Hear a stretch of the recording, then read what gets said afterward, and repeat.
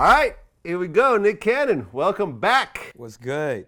It's been a few months. Yeah, has it? Damn. Yeah, it's been a few months. Just in here. Yeah. That's the thing, man. I don't be wanting to just do too much, because then people be like, man, I was tired of seeing them damn Nick Cannon interviews.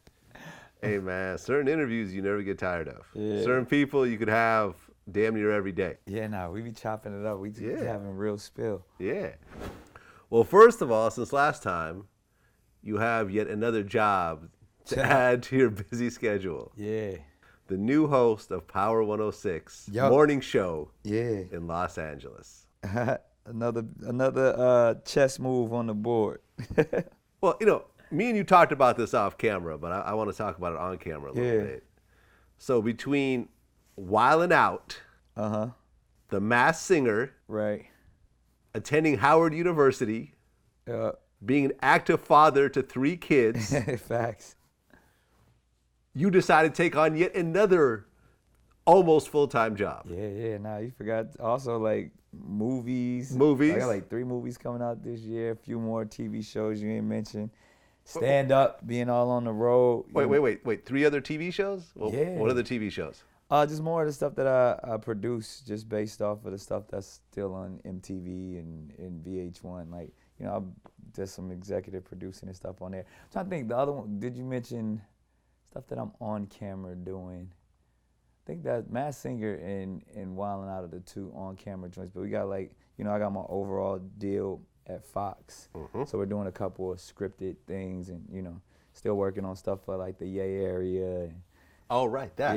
Yeah. So it's like, you know, I hate talking about stuff that's premature, but all of those things are definitely. Right, I mean, there's also the Dr. Sebi documentary. Yeah, those are still working. Yeah, the Dr. Sebi documentary, that's another full-time gig.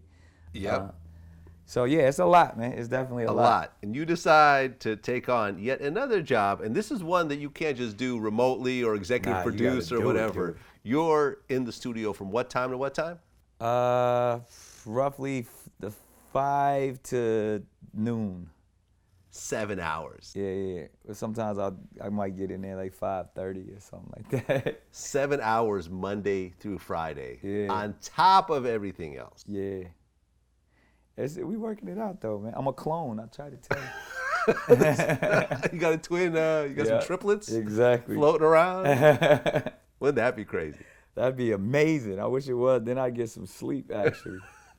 Okay, so why did you choose to take on yet another job? I believe radio is an important format and probably the most intimate platform of entertainment. I've never really left it. I mean, I've done radio for so long. I used to have the morning show in New York, but as I'm building my conglomerate, radio is an integral part and really just being a one-stop shop.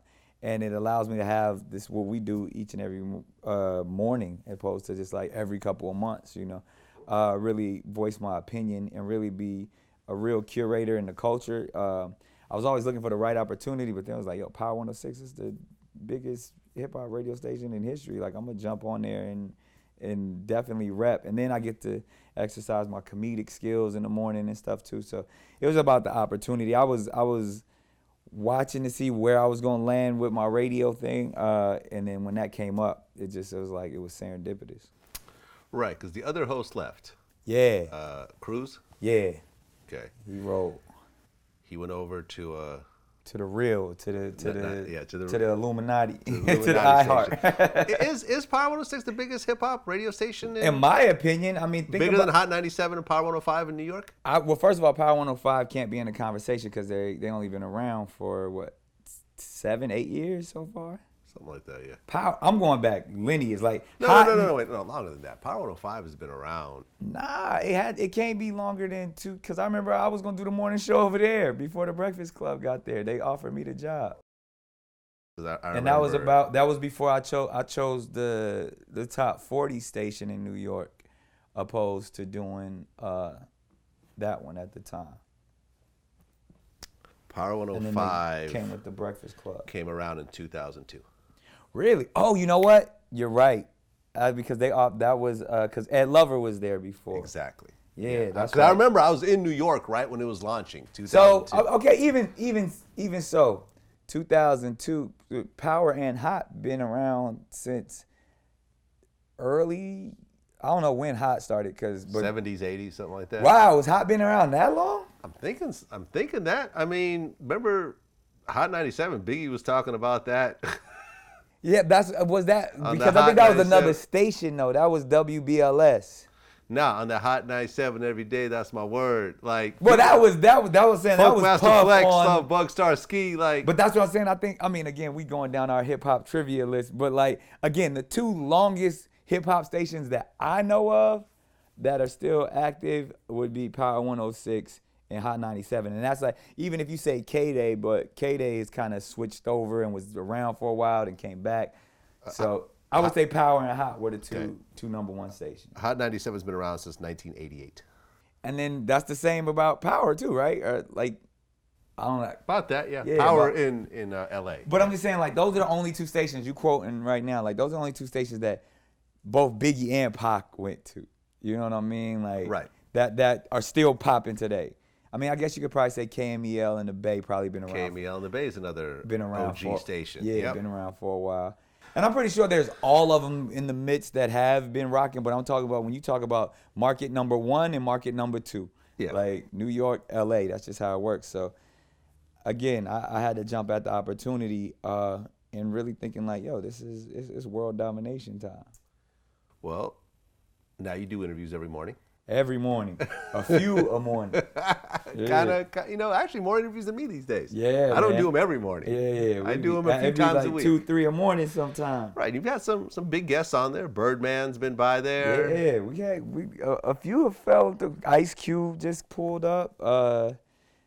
YB and Corday and the younger squad. You know what I mean? Lil Baby was just there this morning. Like it goes down. Yeah. Yeah, we were just talking. I think that YB and Corday has the album of the year. Hands down, YB and Corday has the album of the year. Album of the year.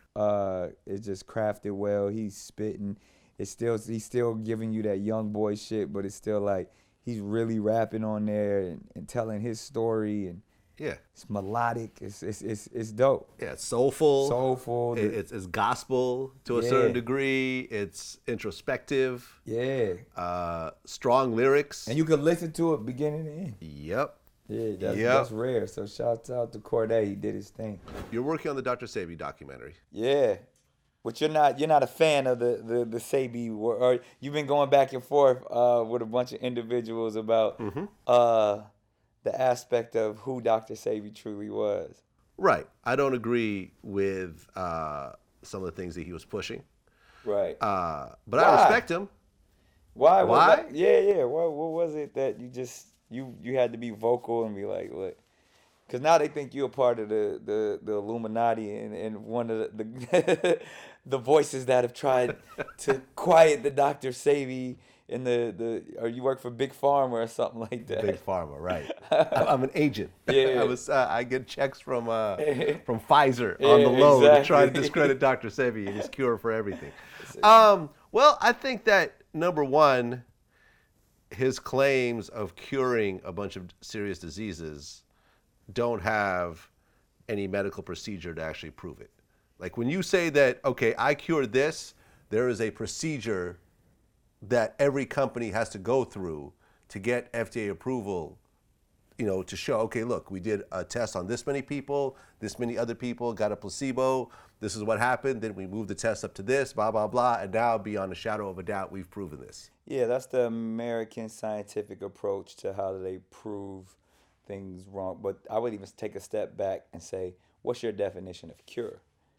Because even when so-called diseases are cured, like polio was supposedly cured, but in measles, like people have the measles again, like, but there's a cure for it. But if there was a cure for it, then why are people still receiving it? And that's even why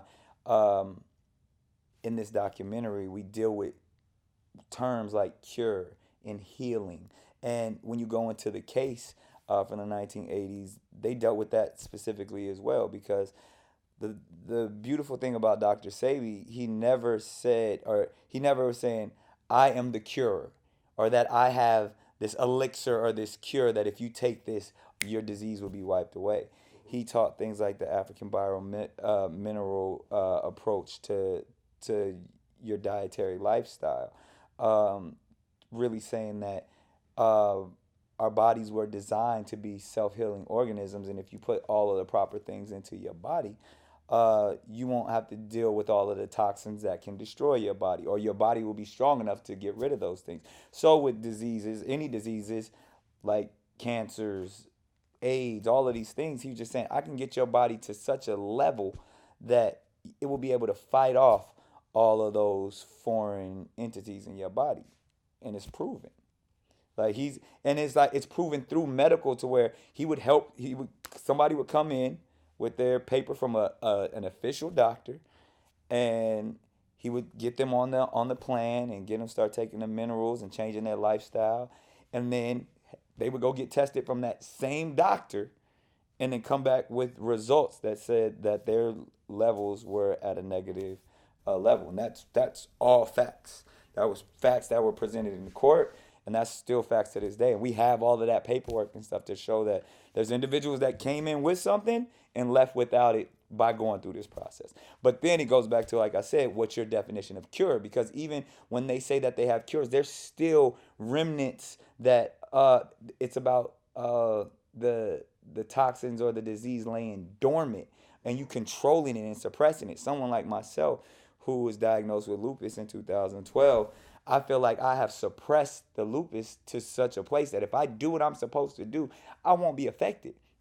As soon as I slip up and not having my water intake, not taking my medicine or my herbs or all of those things that keeps it dormant, it'll rise back up. And I feel like from what I've learned thus far, that's what he speaks about. And it's like I said, it's not no magical elixir. It's like, yo, change your life and you'll be able to overcome these things. I fully agree with living a healthier lifestyle. Right. And from what I understand, a lot of his elixirs were actually food. At the end of the day, that's what minerals actually are. When it went to court, they started looking at him, they realized that a lot of it is just food. Yeah, we touched on that because one of the charges was practicing medicine without a license. Right. Where he was like, I don't practice medicine. You know, I have, whether you want to call it I'm a herbalist or a dietary, consultant, or however you define it, he never was diagnosing people with or without things. And he also was saying he wasn't delivering any chemicals. He was only giving raw foods of the earth. Right. I think the way it was presented, and maybe I need to go and look at. Oh, once you see the doc, you're going to see it because we're giving all the truth. See the doc. Yeah, and that's the thing. Like, I'm getting rid of all of the myths and the conspiracies. Yeah. I'm asking every question from his death to, how even with Nipsey wanting to tap into it, to Left Eye, we ask every single question, and we find and uncover some serious things, and we go all the way back to, the Tuskegee experiment, to COINTELPRO, to the possibility that the government created AIDS for the fact that it's a biochemical warfare. We touch on all of it. Yeah. And unapologetically, fearlessly, just asking every question, and we uncover some interesting stuff. Yeah, and I've said already that if you want me to be part of the documentary, as the other side, you can be the naysayers. If you want me to be a naysayer, we got a lot of naysayers. We got some doctors. We got some people who are attorneys who are associated with the case, who didn't believe back then in the 80s, and still feel like there's a lot of non-truths. Because the thing is, no, I don't think anyone's ever taken the time to lay it out in a detailed fashion. So we've been able to create a lot of this folklore, and where there were loopholes and questions, we just put our own answers there. And that's usually what happens with conspiracies. Like, if you don't have the full answer, but something happened, the result, you'll make up the story of how we got to the result. Right. So we find the answers to everything. And some of it isn't as fascinating as we want it to be. You know what I mean? Like, even a simple fact, a lot of people thought Dr. Sebi, I know I was one of those people who thought that he represented himself. He went in the courtroom barefoot, no lawyer, and won the case. It's not that simple. Like, he definitely had an attorney. There was, and he went through the process in a proper way. But there are also some fascinating things to where, like, he masterminded this whole thing by even putting the ads in the papers and stuff. That was his purpose, to show all of the amazing things that he was doing within his lab, and everything that they had built, he wanted to get more attention on it. And he said he even had the conversations with his mother. It was like, yo, the way that you get everyone to understand, because he always felt that he was doing all this amazing work and people weren't talking about it. People weren't sharing it. He's like, so if I go up against the state of New York, if I get myself arrested, then everyone's going to know about it, and everybody's going to know all the healing that I'm putting forth. And that's exactly what he did. Well, someone actually sent me an article they wrote based on some of our interviews, and they actually broke down the whole court case. Right. With the actual documents from the court case. Right. And they referenced his interview with Rock Newman. Yeah. He did that at Howard. I would love to see that too. Right. I'll send you the link. And basically, it just shows the inconsistencies in the interview and what actually happened. So, for example, let me just say this. So, for example, he said that Judge so-and-so, wanted, asked him to bring in like one witness. And the judge that he named was not the judge that was on that court case. Yeah. We're doing a lot of... First and foremost. So it's a totally different name. And he claimed that afterwards the judge, became one of his patients and all that, but the names aren't even the same. Right. He named a female judge in that interview, and there was a male judge on the actual case. And then when he said he brought in 40 witnesses, there were actually no witnesses at all in that case. Right. We actually have all of the documents. One thing you got to respect and admire of Dr. Sebi is he was a man that was up there in his in his years, and only being able to speak in sound bites sometimes. He would be referencing, because there were actually two cases, that a lot of people don't know. There was the one that was actually against the New York State Supreme Court, and then there was a civil case after the fact. So he's often referencing, and it wasn't you think it was actually over the course of about 6 years. Mm-hmm. And even when he was arrested, he was set free and able to go continue his practice in Puerto Rico. And there's so many things that we dive into that once you see the timeline and you hear the things that he spoke about, even in the Rock Newman interview, he could be referencing one case and then referencing another. And again, that's just, he spoke in sound bites. And, we have him doing a lot of the narration through some interviews that that have never been heard before. And we help the same way that whoever did that was probably pointing out the inconsistencies. We show how it all rolls together and really focus on the case and telling it truthfully as we all want to hear it. Me and Lord Jamar had gone back and forth about this because he's a big Dr. Sebi supporter. And at the end of our last conversation, I basically said that, look, he told me how much in the black community Dr. Sebi is revered. Absolutely. As an elder. And that's why he felt like the backlash around our interviews. And I could respect that. And so at the end of our interview, I said, listen, if you do believe in what Dr. Sebi's doing, here's the website you can go to, and they have this one package for so-and-so dollars, and you can order it, And then I remember after I did that, they were like, well, that's the wrong website. His wife took that over. That's the wrong. And it's like, I can't win. No matter what I do, if I help support them, I'm doing a disservice also. So I think that's where a lot of the conspiracies come from, and a lot of the inconsistencies in how to understand. Because you tapped on something very real, is that in our community, we have a lack of leaders. So when you can find a man who was constantly trying to enrich, empower, inform, and heal his people, by any means, you know what I mean? He wasn't a dude that was about money, or even if there were people around him who were about money, he was never that.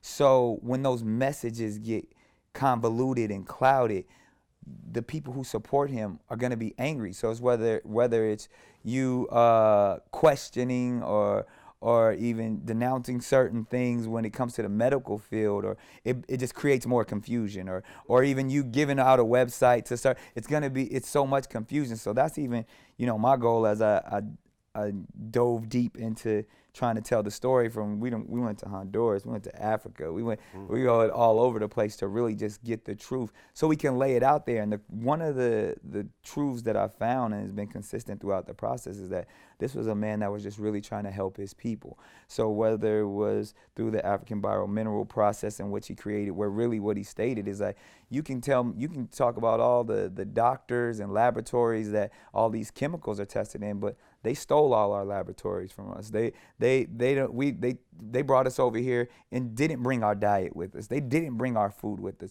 So how can you put my teachings and my understandings of the earth and the minerals that help build my people up for ages and say that these are wrong because your medical field says so? Like, that in itself, that concept right there just makes someone like you look like, oh, well, you believe what the white man believes, or you know what I mean? Like, that's that process, because he's saying, I don't care what you say. My results is that I'm helping people and people are being healed. So through that process, I got to rock with him and I got to believe it. Well, yeah, and I understand that in the black community, there has been some hideous things that were done by America. From the Tuskegee, COINTELPRO, the list goes on. You could go back to Planned Parenthood. Planned Parenthood was started Margaret as a way. Sanger. Yeah, it was a way to. We talk about all of to that. sterilize blacks and Jews. They literally said it like. That was the purpose of starting it, to try to get blacks and Jews to stop reproducing. People don't understand what eugenics are, where they said they wanted to get rid of all the feeble-minded, and that the Negro people were lesser than, and that in order to preserve the ultimate race, they had to do away with all the others. That's eugenics. That's right. That's the same thing that Hitler believed. Hitler got his blueprint from the eugenics that were created here in the United States. Crazy.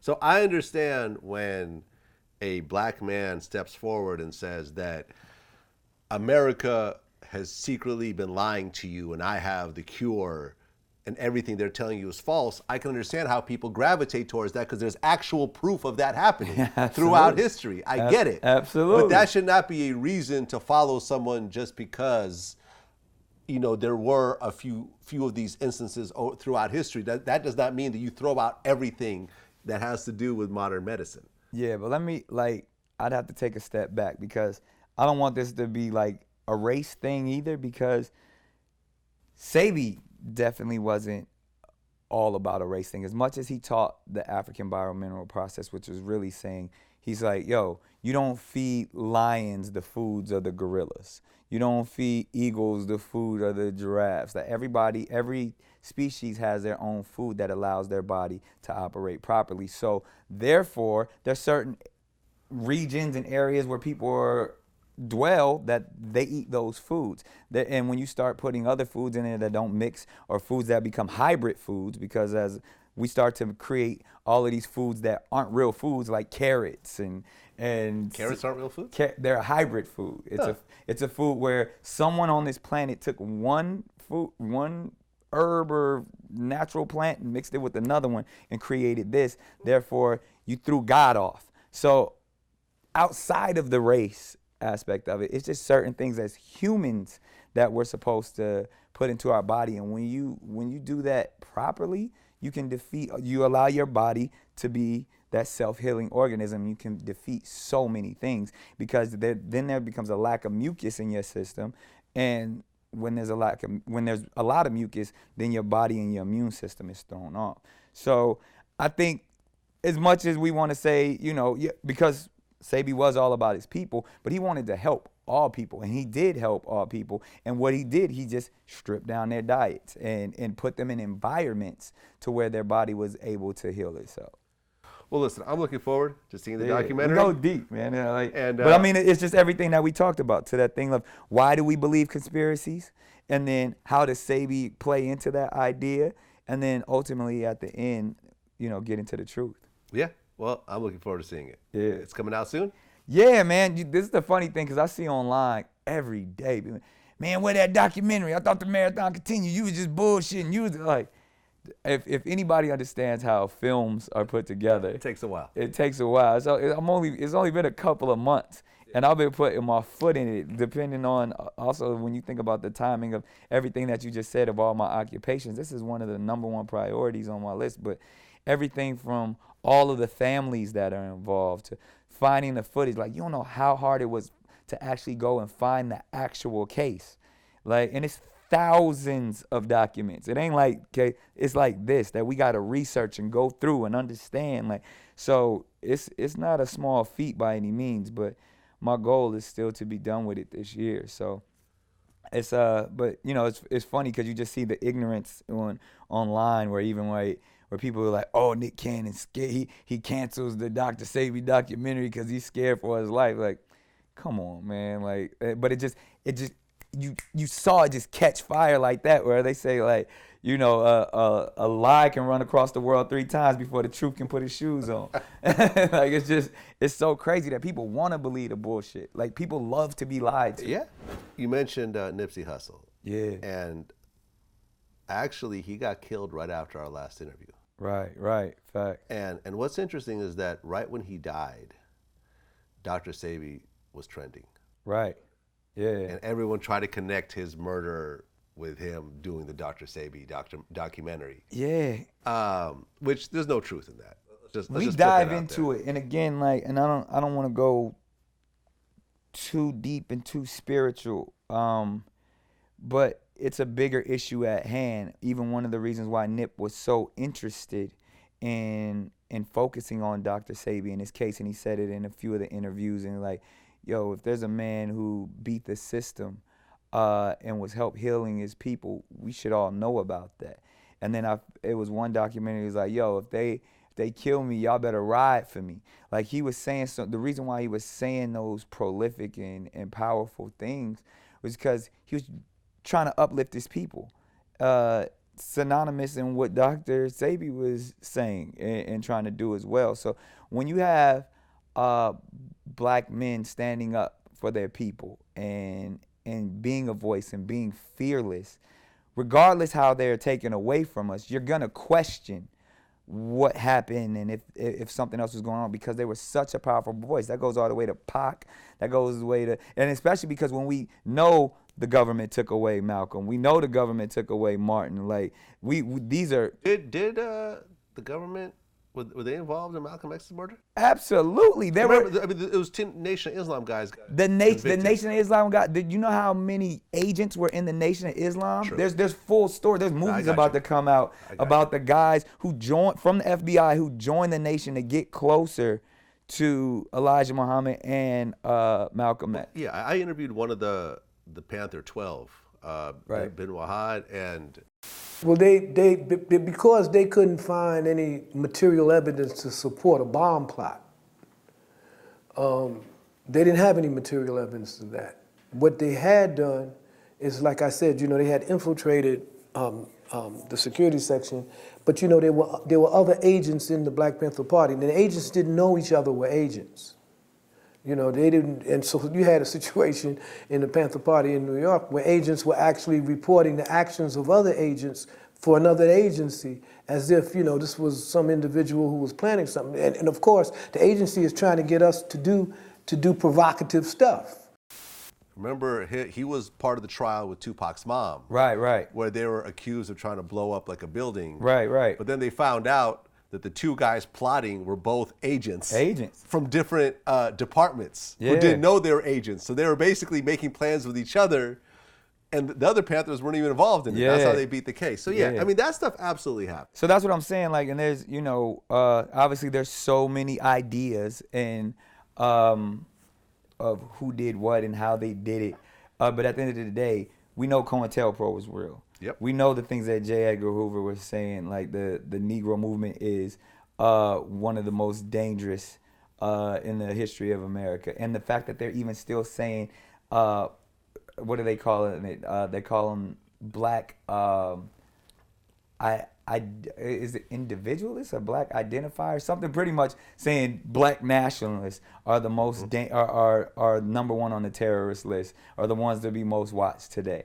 And it's like, yo, these are things that they were saying that back in the day. They're still saying it today. So why wouldn't we tap in when we lose one of our strongest voices to say, yo, we need to fine tooth comb to go through this process, because it's just all of these coincidences and all of these things go by too easy. But to me, I take it back and take a step to say it's spiritual warfare. It's that idea to where what would make another black man take another black man's life in such a heartless way and feel no repercussions and feel like this is the norm in our community and feel like because whatever the reason that we've been preconditioned that this is how it happens. This is what we do in the hood. You gotta be you gotta be safe when you roaming on your own block and all that. Like these concepts have been programmed in our mind opposed to concepts of unity and peace and helping your next man, where our culture is truly originated from. We're not a barbaric people. We're not a savage people that has to come and divide and conquer, when that kind of comes from more of those are European and Slavic concepts that have been embedded into us. And whether you want to, I know the Willie Lynch letters and all of that stuff are fictitious writings, but just that concept of like, if we continue to just feed them poison and feed them these ideas that their self-worth is lesser than, then eventually we gonna do all of the work for them.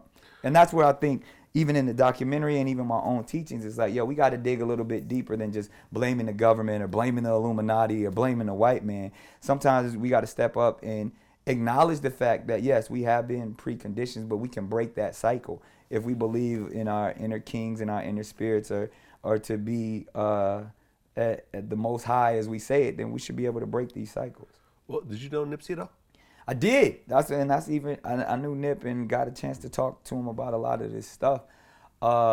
Never like super deep, you know what I mean? We had casted him in the film that I just directed, and it's funny, ironically, the dates got mixed up and he didn't get a chance to make it on set the day we were shooting his character, which makes it like, I feel like that's like another thing, it's the universe, to where like in the scene, because my character's from Inglewood and, some cast from the other side of town, and it cuts back to like, 10 or 15 years ago in a flashback, and my character kills. It was supposed to be Nip's character, and I was like, I wouldn't have been able to put that out, because I would have took that out of the movie. There's no way. You would have taken it out, yeah. Yeah, that I would. So it's like, I remember at the time, we was like, dang, we got to make it happen. We got to get to it, but it happened for a reason, because I would have never had that type of imagery on the big screen. So.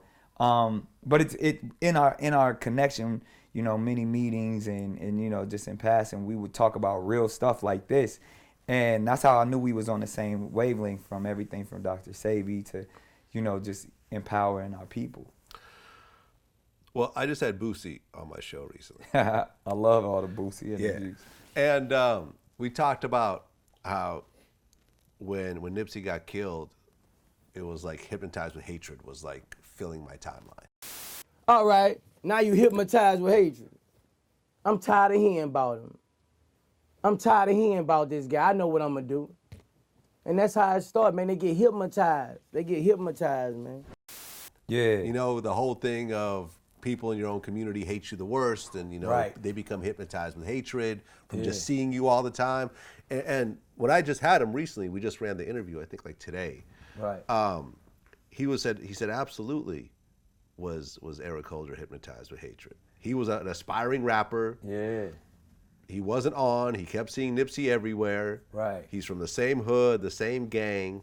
And what we talked about, which we never really discussed before, because I'd read through the grand jury transcripts from the witness, the girl. Yeah. That was like his girlfriend, whatever. Right. Right before the murder happened, when they pulled up, she ran up to Nipsey and got a selfie with him. Oh, wow. And he thinks that was the breaking point. His girl who he loving, she done took a selfie with Nipsey. You heard me? Bitch about trying to, bitch, he ain't never see her that happen in her life. Yeah, that nigga, all this shit.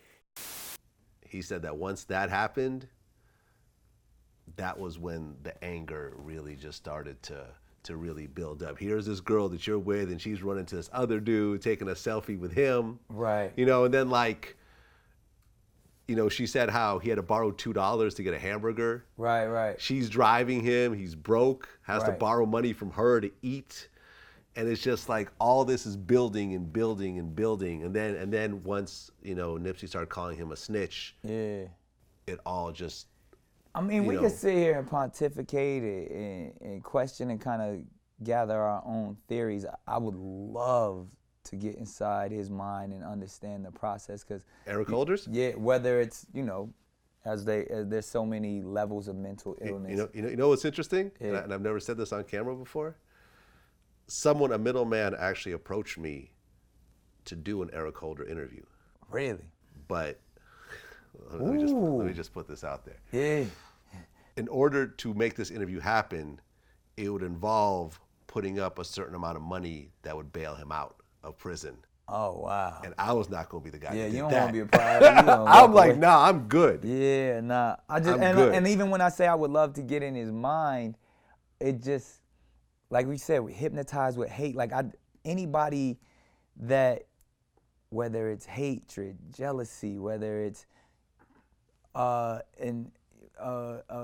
chemical imbalance, anytime you can just walk up in broad daylight and take another man's life. Mm-hmm. I don't care what your race is. I don't care what set you from. I don't care. Like, that's evil. You know what I mean? Like, that's pure evil. Yeah, unless it's self-defense. That's what I'm saying. Like, when you just walk up in broad daylight, and your lack of respect for humanity, like, how did you get to that place? You know what I mean? Because that's the core of our problem. Like, to where another man can walk up to another man and not see him as a human and not value his life, because clearly he doesn't value his own life, or even the lives of the others around him. And Well, he shot 2 other people. right. So He was trying to kill everybody. yeah. So and that in itself, whether we're talking about Eric Holder, where we're talking about these individuals that walk up into Walmarts and schools and just have no value for life. Like, we're in an evil place, and it goes back to that idea of America being Babylon, because we have this bully mentality that we've embraced for so long, that we've always talked about America being the greatest and the number one. Like, in cultures in Africa, they don't talk about who's the greatest or who's number one. They like to be individuals. They represent tribalism, but it's like, yo, we over here, you over there. We got iron, you got gold, you got silver. We can trade them and be amongst each other, but we're not trying to be bullies toward each other. And that's an American culture thing. And now these are the children of the bullies. These are the demons of all of these ideas that were praised, 50 years ago of being number one and riding down the street in tanks and all this stuff. Like, now we seeing all of that stuff play back. And, as much as people want to hate Donald Trump and all that, he's a fine representation of what America is. Yep. Y'all put him in office. You know what I mean? He represents America. So that's the way I've been all over the world. That's exactly how people view America. Whether it was Donald Trump standing there or not, he is the personification of America. I want all the money. I want my name on everything. I want to speak loud. I'm going to tell you how great I am. And I don't care what your opinion is. As long as I'm speaking louder than you, that's all that matters. I'm going to put you down. I'm going to call you a loser and a failure. and it's exemplified in every aspect of our life, from the black culture to the white culture, to the elite culture, the white nationalist, white supremacy. This has been embedded in our culture. And until you step outside of America and you view other cultures and you're reminded what humanity is about, then you be like, oh shit, it ain't about how much money I got. Or it ain't about being on top, but it's in our music, it's in our movies, it's in our food. You know what I mean? Like, we don't even give a fuck about if food is nutritious. Just think about that shit for a second.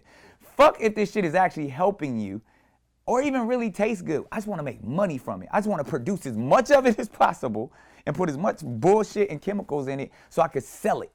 Like, that's the American mentality. You go to other countries, the fucking vegetables taste different. The fruit tastes different. Like, when you just think about, the watermelon still got seeds in it in other places. Here they're like, fuck all that. Just produce as much as you can. Like, when you think about that, it's America. It's truly that idea of what Babylon is. It's really the thing that made the Greek empires fall, the Roman empires fall. Like all of these things, when you get so strong that you like, you start to self-implode. You start to kill each other off, and that's exactly what's happening in America right now. We're killing each other. Recently, I interviewed Conway. Conway the Machine from Griselda Records, who signed to Eminem. Right. And he just dropped a new song with Eminem doing one of the verses. Okay. I know you and Eminem have an interesting history, so I'm assuming you didn't listen to it. I didn't. I haven't heard it. Right. But I still, Eminem's in my top 5. Right. So he signed to Eminem. Right. He's getting ready to have his debut album come out under Shady Records. Right. So I brought up the whole Lord Jamar, Eminem, right. You know, white people are guests in the House of Hip Hop. Which is a fact. Yeah, and so forth. You know, and he wasn't familiar with this whole thing, so he kind of laughed when I brought it up. Right. And we were talking, and what I said was like, I mean, basically what Jamar's overall point was that, yes, Eminem is a very talented rapper. He could put words together and so forth. But the hood doesn't listen to Eminem. Facts. And Conway said, yeah, you're right. I agree. I'm sure he puts Nas and Jay-Z up there, but not Eminem. He admits it. And I agree. I'm from the hood and I'm in the hood. There you go. And niggas don't. There's nobody in the hood that's riding around to an Eminem album. That's just facts. That's what he's saying. And I'm sure Eminem know that. You know what I'm saying? He okay with that. Yeah. He said, yeah, when we were growing up, when we were hustling and doing what Nobody we do, was Eminem wasn't part of our soundtrack. Nah. I mean, we thought he was dope and everything, but we weren't listening to Eminem. And he was like, I'm like, well, what happened when you signed? Did you get a whole bunch of fans? He's like, yeah, a bunch of nerds and stans that don't really understand our music. You also got to realize, too, again, it's capitalism at the end of the day. Hip-hop music, the people who buy hip-hop music are white people, and specifically white girls. Like, if you look at the actual demographics, the way it all breaks down, well, music in general. Well, now there's streaming. Well, that even when you look at the streaming numbers, like, women, number one, are the biggest connoisseurs of music when it comes to consumption. Okay. You know what I mean? And then when you break down demographically how it all works, from the fan bases to the girls who buy tickets and screaming in the front rows, and they create the stars. Us as guys, we sit back and we respect cats, but ain't, you know, like we respect Nas, we respect Hov, we respect 40 and Cube, like, and we can sit there and talk about them, but we ain't gonna go out and fanboy for them motherfuckers. Not really. And fanning for somebody is where the money is created. That's whether it's the T-shirts, the multiple albums, like that is what creates a superstar and turns somebody into somebody who's super rich. So when you get a blonde-haired white boy that is actually dope, that's like the second coming of Christ to the music industry, because you're gonna get all of the credibility. Like, dude, you can't deny that he's not dope. He'll get in front of anybody, battle anybody. Then the fact that it's like, oh shit, I can market and sell this motherfucker like Pepsi. And then I'll put both of those words, and he's crazy and entertaining too. Yeah. Oh, he's a superstar. He's Elvis on crack. You know what I mean? So I get why, but to the core, going back to what you're saying, like, nobody was, like, we wasn't bumping, like, even as much as I, like loved his approach, we wasn't rocking with it like that. Like, I think, you know, and those are those times where you would buy 2 or 3 copies, and one for the car, one for the house. Like, I don't ever remember cats, like, being in it, like, unless they were guys who looked and moved just like him, who we wasn't really around. You know what I mean? Like, I didn't really know what the, 18, 19-year-old white boy was doing, because they wasn't really in my circle at the time. But one thing I did know is, you heard about an Eminem concert, it was gonna be flooded with women, you know what I mean? And those are the number one, consumers of the product. Yeah, I mean, you're right. You're right. Like, even with Eminem having features from Snoop and Dre and whoever else, it was like people weren't really fucking, like the hood wasn't really fucking with him. And first of all, and let's get down to it. I mean, I definitely don't like to race bait and make it to it, but every black man feels a way. You know what I mean? About Eminem's success? If he could come in and be fucking Elvis. Like the same way we feel about Elvis, same way we feel about the Beatles, the same way we feel about all of these people who reach such a level of success and wealth from music in which we feel that we created. You think the Beatles took black music? Absolutely, 100% they did, and they even definitely say Elvis, definitely the Rolling Stones, the Beatles too. But the only reason why, if you get to the core of like whether it's Chuck Berry, like I'm talking about these guys who hated on the Beatles, and like, man, fuck that shit, that's my shit. You know what I mean? Like there's literal. No, fair. Rock and roll came from black people. So Yeah, like I'm talking about the Chuck Berrys, the Little Richards, like these cats who be like, those dudes took my guitar riffs and popped them out. You know, and you got to think, like, the Beatles at the time was edgy, the long hair and all that shit. They was thugs at a time. And the real thugs over here is like, man, that ain't shit. But we've all grown to love it because it's been homogenized in such a way that it's like, oh, it's created its own category, which is fine. And that's where I feel like Eminem is. He's homogenized hip hop, which is fine. And he's dope at homogenized hip hop. But he can't never talk about the voice of the streets because he told his story, and he paved the way for cats to tell their story, like the Drakes and all the other different stories. But if you think about what hip-hop stories were always about, they were about the Bronx is burning.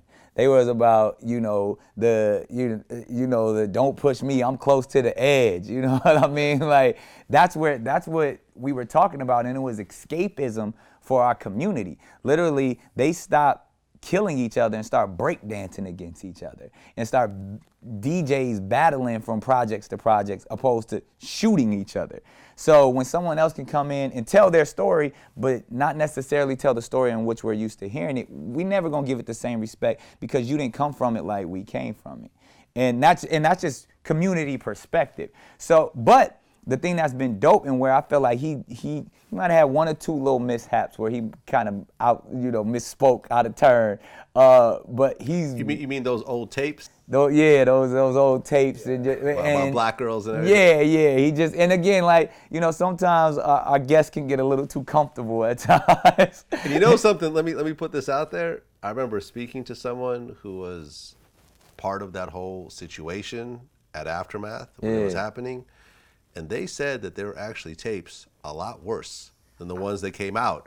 And they managed to just buy off the owners of the tapes. Oh, absolutely. Because there was a time in the 90s where we was allowed, like, it was cool, like, to say a white boy, like, oh, that's my nigga, like, in certain things. And it was a lot more lenient because race relations are so heightened today that shit would never fly.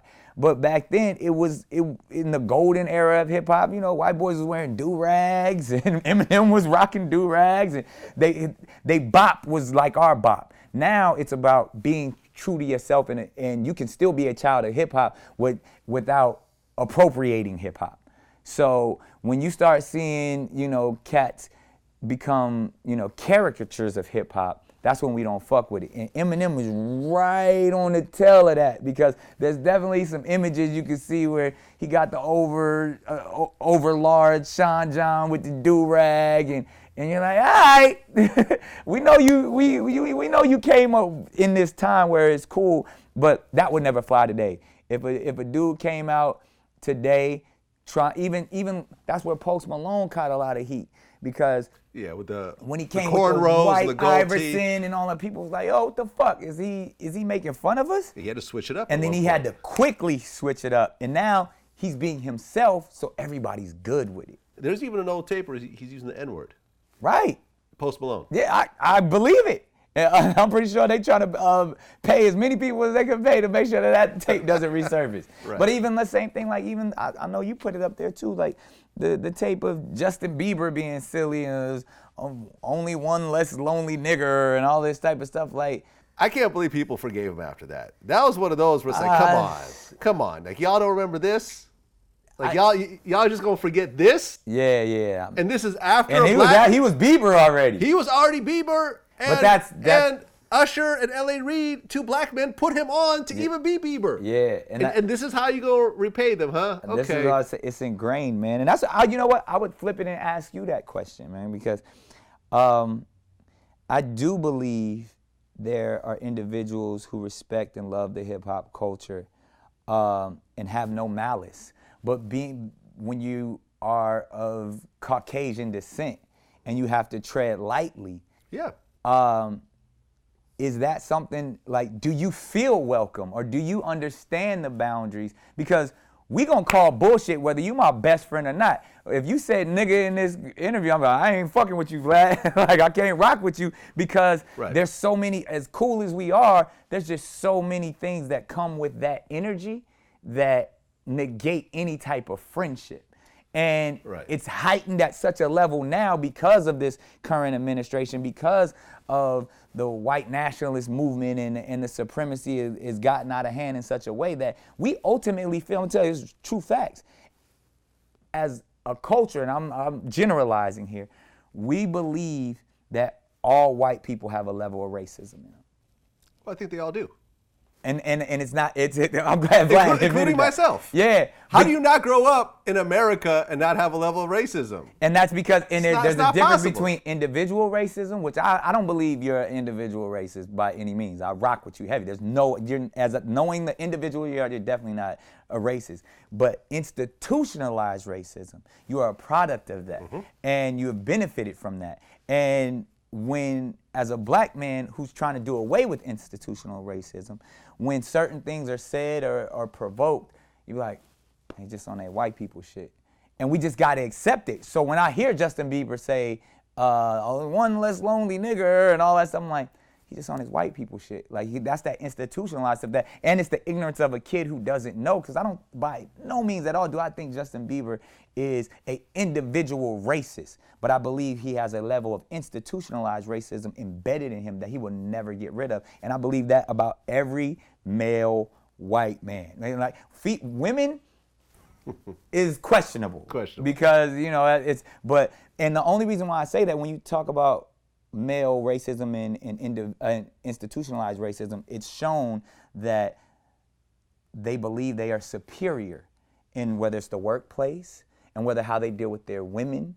It's been embedded that the white man is the elite. And it's proven that way across the world. And that's why I say Donald Trump and this administration is the personification of what racism truly is. Even when he's like, I'm not racist, he may not be, he does, because he used to hang out with Diddy and Russell and all of them, and fuck black chicks, then he think, oh, I stuck my dick in a black girl. Like, how could I be racist? Like, no, you're a product of institutionalized racism, and you wear it like a badge of honor.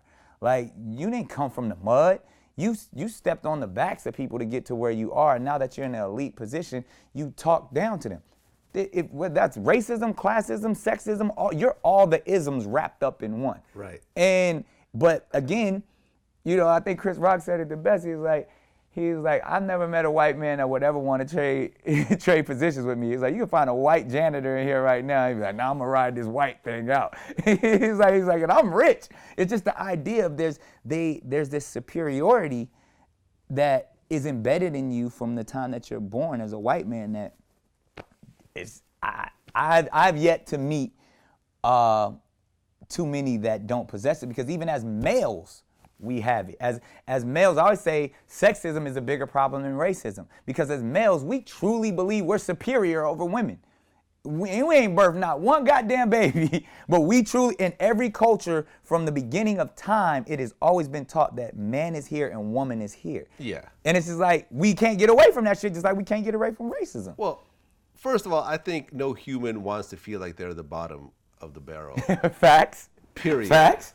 Period. Facts. So every human is always looking for someone that's beneath them in some sort of fashion to make themselves feel better. Well, that's what the system does. That's what the system does. That's exactly. The system makes the middle class, they have to have somebody that they're better than, so they'll never want to achieve their elite status. You got to say, oh, but you're better than those people down at the bottom, and they're your problem, not us up here. Yeah, so you could say, well, at least I'm not black, or at least I'm not a woman, or at least I'm not gay, or at least I'm not transsexual, or at least I'm not poor. Right. It could go on and on That's and the on controlling and on concept. and on and on. It goes forever. Yeah. And I remember I didn't quite really understand black-white relations until I went to Africa. I went to Senegal. Right. And I got to see a level of tension that America just has, like a borderline base level of tension between blacks and whites. Like when I would walk down the street and me and a black man would our eyes would meet and there'd be some sort of apprehension, something. Not anger or just danger, cautious, but just aware. a cautiousness between the two of us. When I went to Africa, and there was none of that. I'd walk by black people in Africa and they'd be like, "Hey, what's up?" And I'd be like, "Hey, what's up?" And I'm like, "Oh, America, here we go." I'm starting to really understand. I feel like every person in America needs to go to Africa to understand this. This fucked me up. I was in Uganda, and a riot in the streets break out. Okay. In fucking Uganda, I'm in the middle. We making a documentary. I'm like, oh shit! Literally, police cars right in front of our car, swing in the middle of the road, jump out. Everybody got AKs. The streets going crazy. This one dude, I don't know why they wanted him so bad. He's in custody on the ground. He breaks free, starts swinging on like 6 cops with AKs. I was like, it's over. I was like, it's about to go down right now. They about to blast him. He's dead. Not only did he get all his licks off, the cop threw the AK on his back. They start rumbling. The dude gets the better of the cop. Cop stumbles back. Dude takes off, jumps out of the police truck, runs down the street. The whole street starts cheering for the motherfucker running. I'm like, what the fuck just happened? Because in America, if you even look at a cop the wrong way, he's gonna take that weapon and he's gonna get it popping. Like and I started asking this question. It was like, one, these officers think using your gun is weak. They rather throw the AK around behind their back and get them up and say, I can take you one-on-one. And if you get the better of me, you live to see another day. You still gonna go to jail. We still gonna beat your ass, but we're not gonna kill you. And that's because they're the same. They don't think one is superior. The way I believe I'm superior over you is if I put these hands up and I knock your ass out. Not because of the power of this gun or not because of the color of my skin. That shit fucked me up because I was like, that's the problem with America. The people who are policing us think they're better than us. When you should you should police each other. You should and even when you look down to the slave officers and the slave codes and where the police force was actually generated, it was literally to oversee slaves and runaway slaves. And the idea, it was at a point, it was actually legal to shoot a black man just because you thought that he was a runaway slave. He didn't have to prove it to you. Oh, he belonged to somebody and he didn't have his paper, so we shot him. That was the law. Like, and that's where the police force was created. So you can't create something of unity and union in a country that was established off of this. And like you said, Africa, that's when it was clear for me. I was like, little dude was in the wrong. He was a criminal. He was fucking shit up. And he was swinging on 6 officers and not one of them aimed their gun at him. And that shit fucked me up. I had John Sally on my show recently. And he said that black people are socialized not to trust other blacks. As Africans living in America or enslaved in America, we have been designed and bred. So we've been designed and bred, true story. You had it on this show with John Amos, but of course, the strongest, with the strongest, and you just like they did horses. It's like, that was it. We get it. Yeah. But we also were trained not to trust one another. So we're literally ingrained not to trust our guy who looks like us. We believe the hype about us as well. So we believe, oh, they're crooks, they're gang members, they're rapists. We believe the same perpetual lies. We believe it about ourselves. I'd have to agree. That goes back, we often use the Willie Lynch letters as an example. And since I've been going to school, and even before I got into college, I realized and learned that those were fictitious writings that actually came out in the 70s. But the ideal behind the Willie Lynch letters of that, it was a letter from one slave master to many other slave masters and how to control your slaves. and he's put the big against the strong, the light against the dark, the men against the women. And it was all these things that have been institutionalized, and it's from the times of slavery. And even a lot of people don't even know that, 3% of the slave trade is America. Most of the slaves went to Caribbean. Into South America, to Brazil and down there. That's where most of the slave trade went towards.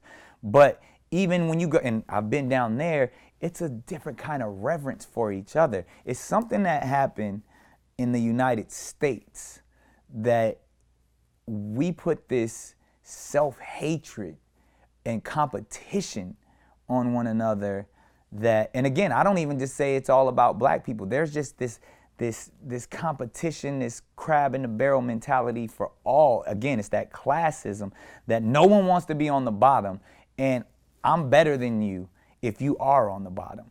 And from that's where that socialization comes from. That's where those ideas of, oh, I gotta make it out the hood, opposed to making the hood, instead of building my people up. And we tried it a couple of times, and then, the white man come and snatch it away. Like we, from Black Wall Street to, there was many times where we would start communities, and not only just on Black Wall Street in Oklahoma, but many other places in South Carolina burned down, Florida burned down. Every time, from, I believe it was, the 1880s to the early 1900s, we would start our own communities, and they would just magically burn down. And from that, I think that's where it started.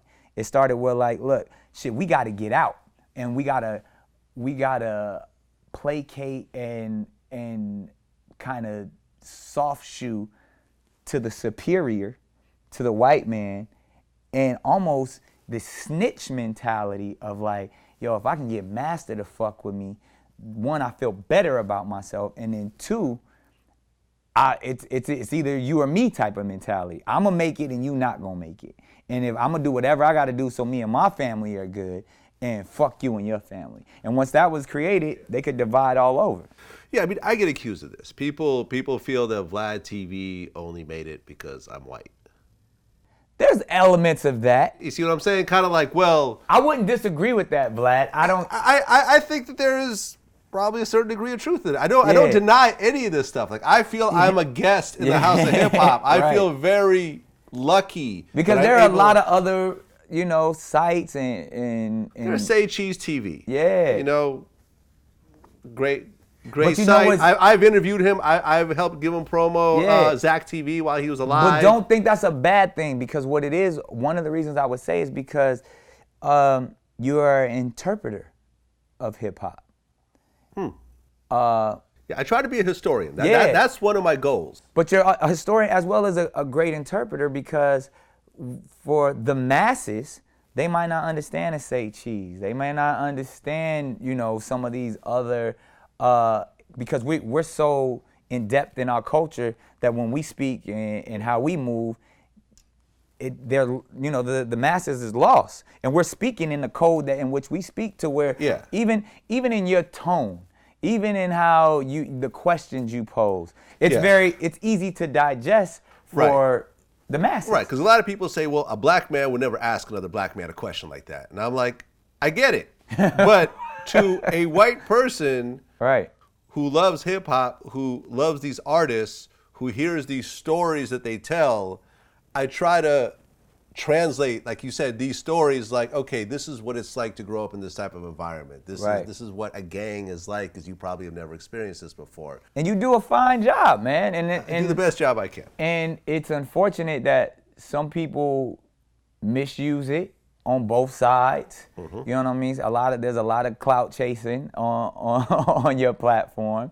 There's a lot of too much talking going on at times, so where it can incriminate individuals, and they always say they always listening. Them alphabet boys is right there at it. So, but I don't think that's your fault. By any means. Like, you're just providing information on your platform, and the same way that if we're gonna get mad at you, we got to get mad at YouTube, we got to get mad at Instagram, we got to get mad at all of these places that we choose to go and put ourselves out there. Since our last interview, Tay-K got 55 years. Yeah. For his role in a murder that happened. with another murder case on the way. Right. Just, by the way. Right. As if that's not enough. Right. But his song, The Race, was actually played to the jury and contributed to his conviction. Right. I'm not going to say that was the reason he got convicted, because there was a bunch of people that told on him and everything else like that. Right. But people seem to think, well, if I do a song, that can never tie me into anything. And I just interviewed Boosie. Right. And he was on trial for murder. And he said that they spent an entire day listening to his music in court. They do that. They play the whole day of my music. Okay, so they did this to you too. They were playing Boosie songs. They played the whole day, 8 hours of Boosie music. The whole day. Really? Explaining lyrics a whole day. It was a whole day, a whole Tuesday. They played a whole day of my music. Wow. Everything that involves killing somebody, murder, gang, whatever. And a lot of times he said they didn't even get it right. The way they were interpreting these, the way they were translating his songs Right. wasn't even what he was saying. Right. But all his music was played to a jury. In a court of law. In a court of law, all the shit you say, and people like, yo, you asking these questions. I'm only asking questions based on the music and information you putting out to the world. Yeah, I don't think you know what I mean? Like when I interview John B, I can't ask him about any gang shit or I would think if criminal you were shit or only- whatever else, because he's never done any of that. He never Yeah. talks about it, anything. I think so. You just gotta get some more white gangsters on your platform. We've had plenty. We've had Michael Franzese. Yeah. Now he's talking this shit. But that's what I'm saying. If I thought you were only interviewing negative stereotypes of black people, then I'd be like, yo, absolutely, Vlad is trash. But the fact that I could go on here and I could see Lord Jamar, I could see Dr. Umar, I could see people that I look up to like delivering gems to the community. Matthew Knowles, Malcolm X's daughter. Yeah, the list goes on. I've interviewed Nation of Islam members. I've interviewed Black Panthers. I've interviewed the Outlaws. And you've educated, you've interviewed incarcerated individuals that have changed their lives over, and all their message is what I did in my past was horrible. Now I'm a stockbroker. Now I'm a real estate mogul. Even when you have your conversations from the Mob Jameses and all of, like, you see these are people that have had tormented lives, but have overcome so much and only want to be better to their community now. Where else can you see that? Like, I don't know too many other platforms where you can see reformed gang members, where you can see leaders in the community say, yeah, I used to be this way, and sitting right next to the dude that still is this way. Mm-hmm. You know what I mean? One click away from a dude who's about to go do life to the next click is a dude who just finished doing life. That's powerful, man, and I say you should be commended in that way. And again, like, if your platform, and I'll be checking out the comments and shit. First of all, you got the funniest fucking comments in the world. I do. My commenters are the best in the universe. Best at it. That's a TV show in itself. Right. But even in the comments, you got some super intelligent people in your comments. You got some dumb motherfuckers in your comments. But they're engaging with each other. You can see, like, 2 or 3 comments in, the intelligent people just stop talking to the dumb motherfuckers. And they let the dumb motherfuckers just be on some low frequency shit and just cancel each other out. Yep. But it's like, that's how you approach your platform, man. Like, you have some stuff on there that's just, like, I will go down in history that'd be like, oh, damn, I didn't know that about this rapper. I didn't understand that story until Vlad took his time and went through it. So yeah. I truly think, man, it's a powerful platform, and it's only gonna get doper. Our most recent big interview was Keefe D. Yeah. Did you get a chance to watch any of it? Yeah, I didn't catch it all. Have you put it all? The full interview's dropping today. I'm watching the full thing because I've been catching it in pieces, and I'm like, yo, I can't wait till you just put the whole thing. 2.5 hour interview. I'm on a plane ride or something. I'm just let it go. Yeah, and a lot of people were upset that I even did the interview. Really? Well, first of all, I mean, he had been talking on these TV shows and stuff. It wasn't the full thing like you got it, but this wasn't like he had already been spilling the beans, right? Yep. Well, and this is the last living person that was in the car that was involved in the shooting in Las Vegas, Right. in the Tupac shooting. Everyone else in that car is dead. Yeah. And there were people on the other side that are still alive, like, Edie from the Outlaws was, in the car right behind. And But Suge, of course, who Suge- definitely and wants Suge, to of tell course. his story. Right. He definitely wants people to know But- his side. But this is the last person from Orlando Anderson's side Yeah. telling the whole story of what led up to this situation, what happened during this situation, and what happened afterwards. Right. And, and this guy was a major drug dealer Right. beforehand. And I've had this confirmed by other people. And that situation fucked up his whole life. I can imagine. His drug connect basically was like, I'm out of here. Yeah. Like, y'all are tripping. Yeah. Y'all messing real. up millions of dollars a month. He went Yeah. back to, South America. He was one of Escobar's guys. Yeah. And I think it's an important story. This is an older man, not in great health, and who could go at any point. Right. And his story was going to die with him. Right. And I felt it was so important to get him on the platform to tell his story. Yeah. I mean, it's important too. I mean, even to hear it, like I saw a couple of them where he was saying like, he ran into Suge, and they chopped it up. Shook hands. I had seen him a couple of times since the incident, since the Vegas incident. Oh, really? I seen him at the basketball game. It was New Jersey Nets against the Lakers. Jason Kidd and them. Mm-hmm. I seen him when I first got out of the feds. Seen him then. Then I seen him at the Lil Wayne video shoot with Game and Lil Wayne at that graveyard. Yeah, I seen him a couple of times. We talked, he was cool. It's like, yo, just that information right there, you would never think that. And then even like, I don't know how you felt about Glass's story.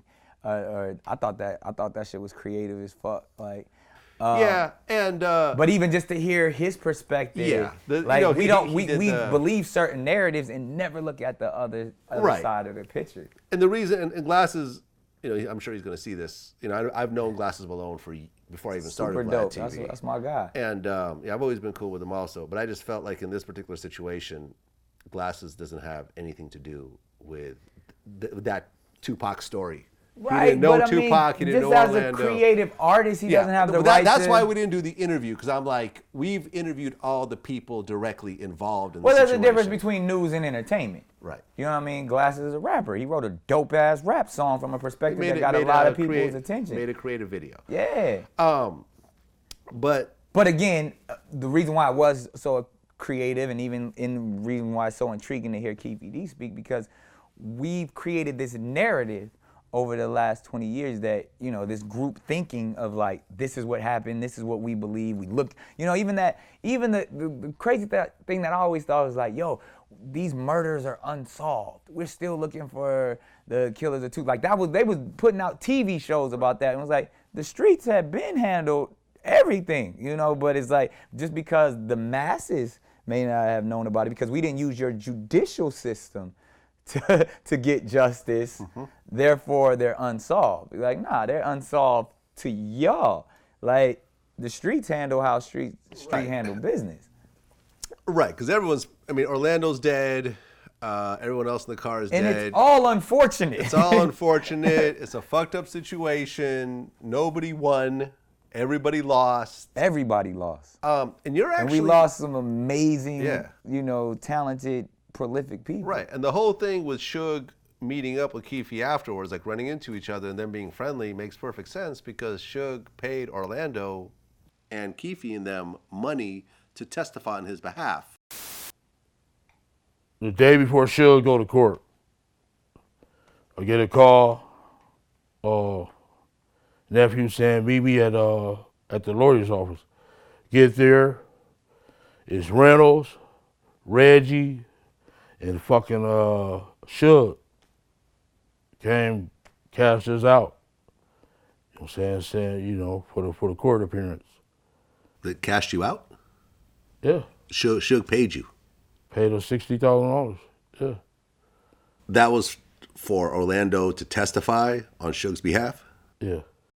I remember that. That was they And that kind of squashed that whole situation, which sounds crazy, but Suge is gonna be Suge, I guess. Yeah, and it's like at the end of the day, when you the top lion, you're gonna do what it is to control your jungle. Right. And I feel like, knowing Suge pretty well, and I truly believe, like, even that whole case, and he'll even say it himself or told me, is like, there were no winners. You know what I mean? No. We lost a lot of people, and ultimately it was people that was just trying to provide for their loved ones, and they just happened to be on different sides of the track. But you and Suge have been meeting up. Yeah, man, I went to visit him a few times, and just again, like yourself, I like to give everybody the opportunity to speak, and we got some interesting things in the works, but it's just from a pure journalistic perspective. And I mean, I'm gonna say, like, I got respect and reverence for Suge for what he's done for hip hop, for his specific community. I mean, I know there's a lot of darkness and there's a lot that has occurred, but I feel like in his world, he has, I don't know if there's is reform to say the right way, but I know as he's gotten older, he has a different outlook and a different perspective. And one thing you can never negate is that he was a boss and that he was a leader to his pack. And I would never, like I said, I don't demonize or judge anybody, because if you're going to judge Suge, you got to judge all of those cats who was doing the exact same thing that he was doing at those times, in the dark and in the light. And it's so interesting, man. At times that everybody, I always tell Suge, he's the biggest villain in hip hop. There's never been a bigger villain in hip hop than Suge Knight. And people want to hear that villain story. It's the same way with Thanos or the Joker. Or you want to hear their story, because you get to hear the superhero stories all the time. And sometimes the villain story is even more interesting.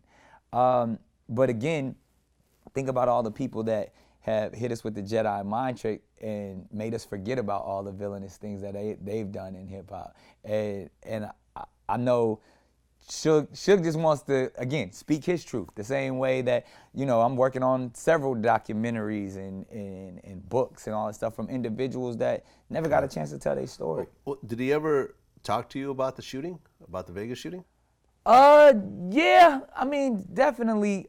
Again, like, one of those, Suge is a great storyteller, man. One of the greatest. I always say I liken him to like the Dr. Sebis of the world. Like, okay. they hold court and everybody get around, and he gonna tell you what you want to hear in that moment.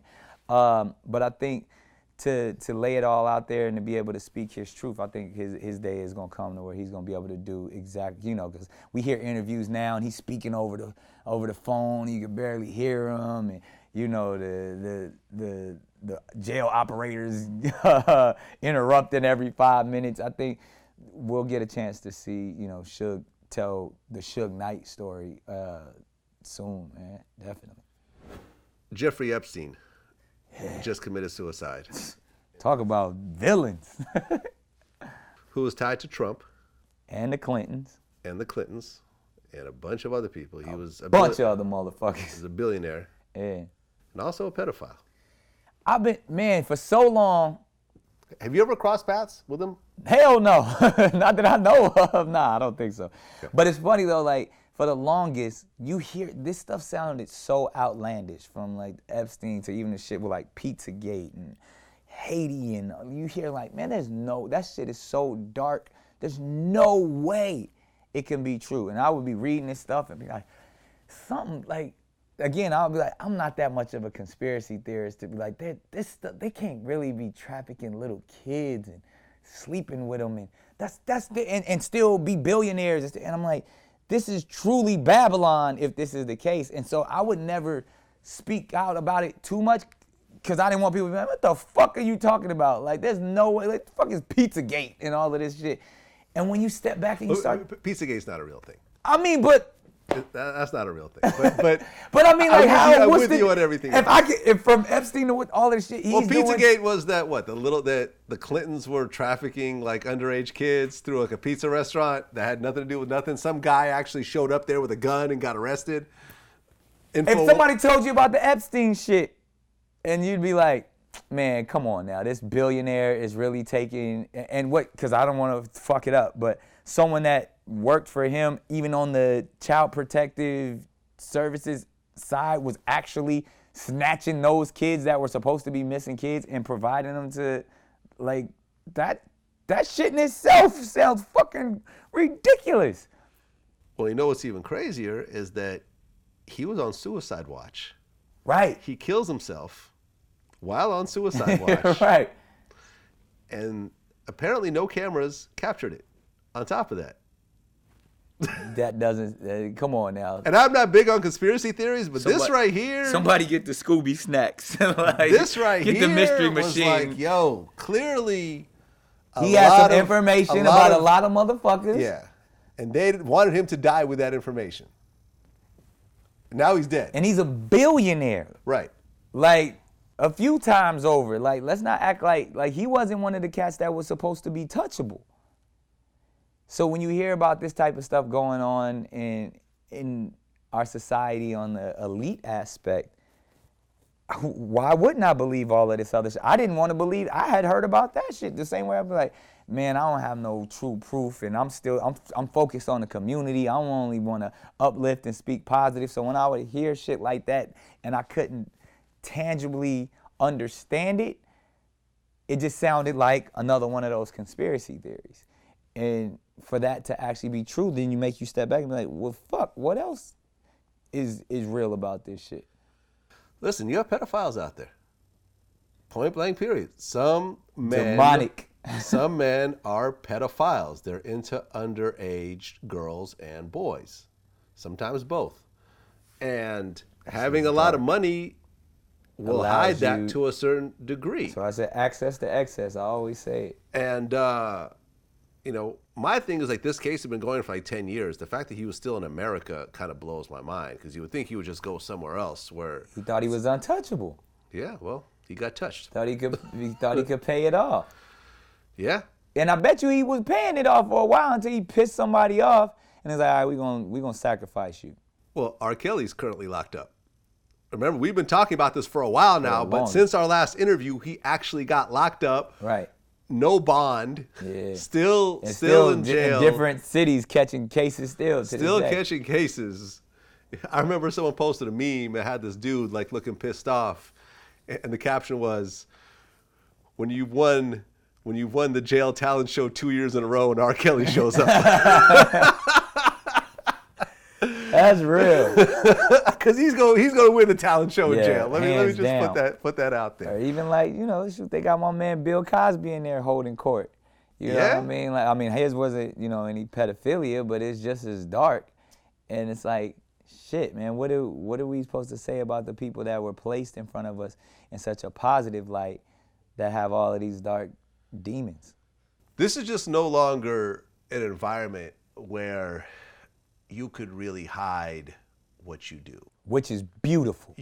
I fucking love what's going on. This motivates you to be a better person. It's called a paradigm shift. Even to the point, you know what's crazy? I remember I was getting into conversation with someone, and I mentioned, I forgot what it was. Like, let's just say I mentioned the Bowflex or something. Yeah. Like the Bowflex workout system. Right. And I look on my phone and there's a Bowflex ad. And it just pops up. They heard you. So I'm like, these phones are definitely listening to you. Yeah, 100%. I'm 100% sure of this. I've seen it happen time and time again.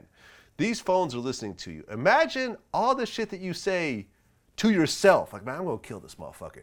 Boom, recorded, sent to the media, sent to authorities, sent to whatever. Like, no, I was just talking to myself. It doesn't matter. You just admitted to wanting to murder somebody. I love it.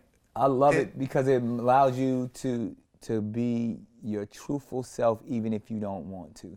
Like, your Bible says what goes on in darkness will come to light. Like, I truly believe that you got to operate in the light, man. And everything that's dark is going to come forth, and we're going to have to deal with it in these harsh ways that we dealing with it. Like, that's why I was like, I ain't mad at Donald Trump, because he's bringing all of that darkness to the forefront, and we got to deal with it as a nation. And how we deal with it is going to show the importance of our humanity. Well, you said that you regretted telling Pete Davidson to date older women? I was fucking joking. You don't regret it? I mean, nah, I don't fucking regret it. Like I was just saying, like, I think the term was like, yo, I got my own fucking problems. I shouldn't have been telling him shit. Like, that's what I was saying in the moment. That was right after the Ariana Grande breakup. I still think that, hey, salute, Pete, that was that shit. You know what it is, too? Because I don't take shit seriously, especially that type of shit. We sitting here talking about pedophilia and true, you know, racism. And so then when the next subject is Pete Davidson, Ariana Grande, I don't give a fuck. Right, because she was of age. Yeah, but I'm just saying in the ideas that when we're we could talk about some real shit where this is, you know, life-altering situation. And then we're talking about two rich kids dating. Like, who gives a fuck? like it doesn't, and that's kind of how I approached it, but not really taking like, you know, that's important to Pete, that's important to Ariana, like that's their lives in that moment. But to me, it's like, it's silly and it's funny, and I'm a joke about, like, if I'm a joke about racism and all of this shit, then I'm gonna definitely joke about some shit that I really think is insignificant. So at the time, it was like, sometimes, you know, I'll be out there talking too much shit, and I forget that these people really care about that stuff. Yeah, man. I mean, there's always been the thing of older men and younger women. That's been in society, I think, since the dawn of time. Or in my case, you know, younger men and older women. Right. You went the other way. You went the cougar route. Facts. All facts. You know what? I remember when they had that R. Kelly, Gayle King interview. Right. Where she asked, you know, do you want to date women close to your own age? And he said, I don't look at age, I look at legal. I'm a grown man who loves all women. I love all the women. Like, I mean, we all can see, like, R. Kelly definitely needs a better publicist. Like, that just, like, he should never, I don't know whose idea it was to put him in, you know, in an hour-long interview, just raw and uncut. But I think what he was trying to say, obviously, is that as long as women are legal, then he sees it as free game, which to me, I think is a horrible thing as well, because there's in 40-something states, 16 is legal. I got a daughter. If I see my 16-year-old daughter with any grown-ass man, we got problems. I'm willing and ready to go sit down and do 25 if there's a grown-ass man talking to my 16-year-old. But that's legal in so many places. Well, you see Puffy supposedly dating Lori Harvey. Yeah. And what's that age difference? That's like 20-something years. But at least she's Let's look it up. Puff. Let's look it up. Lori Harvey. She's what, 23? Let's look it up. Let's look this And up. he's 49. He's 22. 22 and 49. Diddy is 49 years old. Oh, man. That is a 27-year difference. Do you have a problem with that? That's an interesting question. Do I have a problem with that? Not so much. I wouldn't have a problem with that, but I'd be not- heartbroken if that was my daughter. Yeah. And they're hanging out with Steve Harvey and Yeah. her mom and everything else like that. To each his own.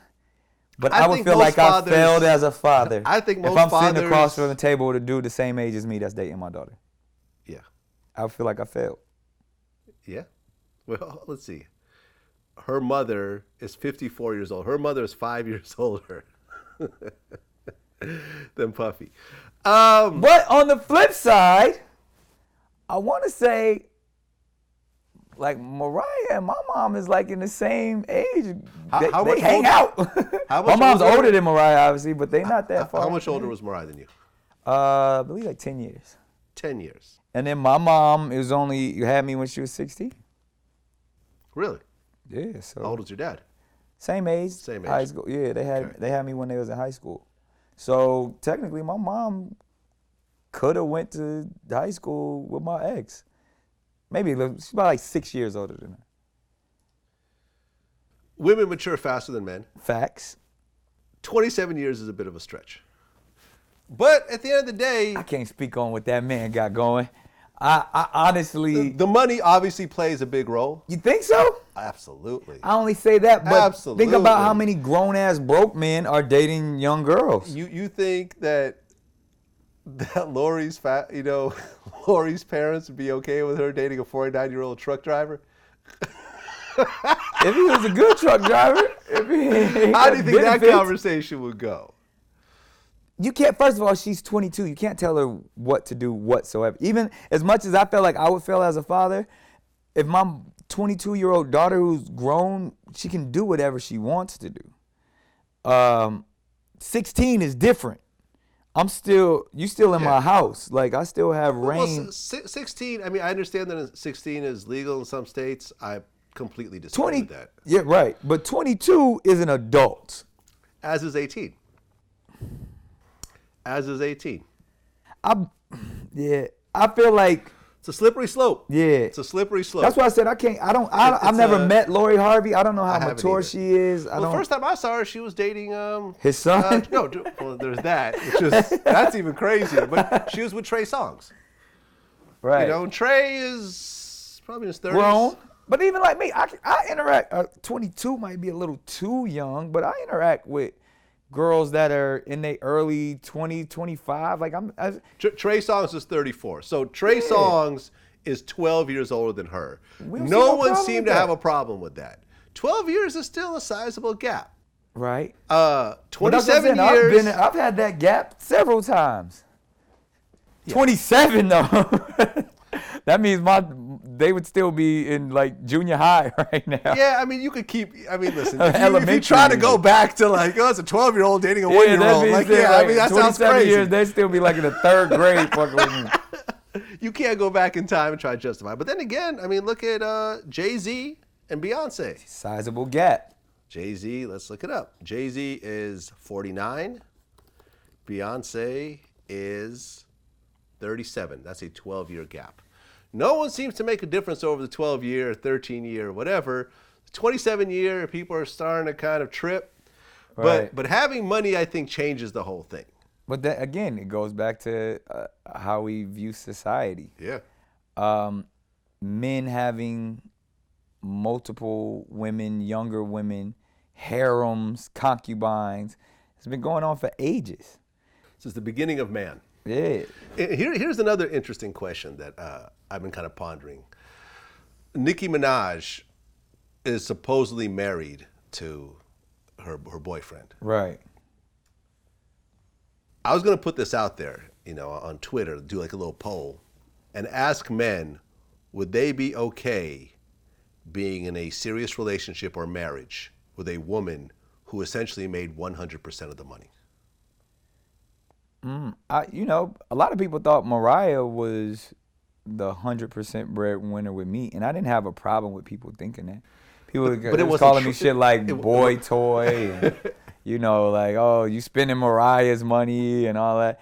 It didn't bother me, one, because I was in love. Two, it necessarily wasn't the truth, but it didn't even matter here nor there, because one thing at the time, especially when I first got married, she definitely was making the bulk of the money. She was showing me a lifestyle that I had never seen before. Okay, so this is interesting. I never really thought about it this way, but you brought it up, so Yeah. let's go ahead and discuss it.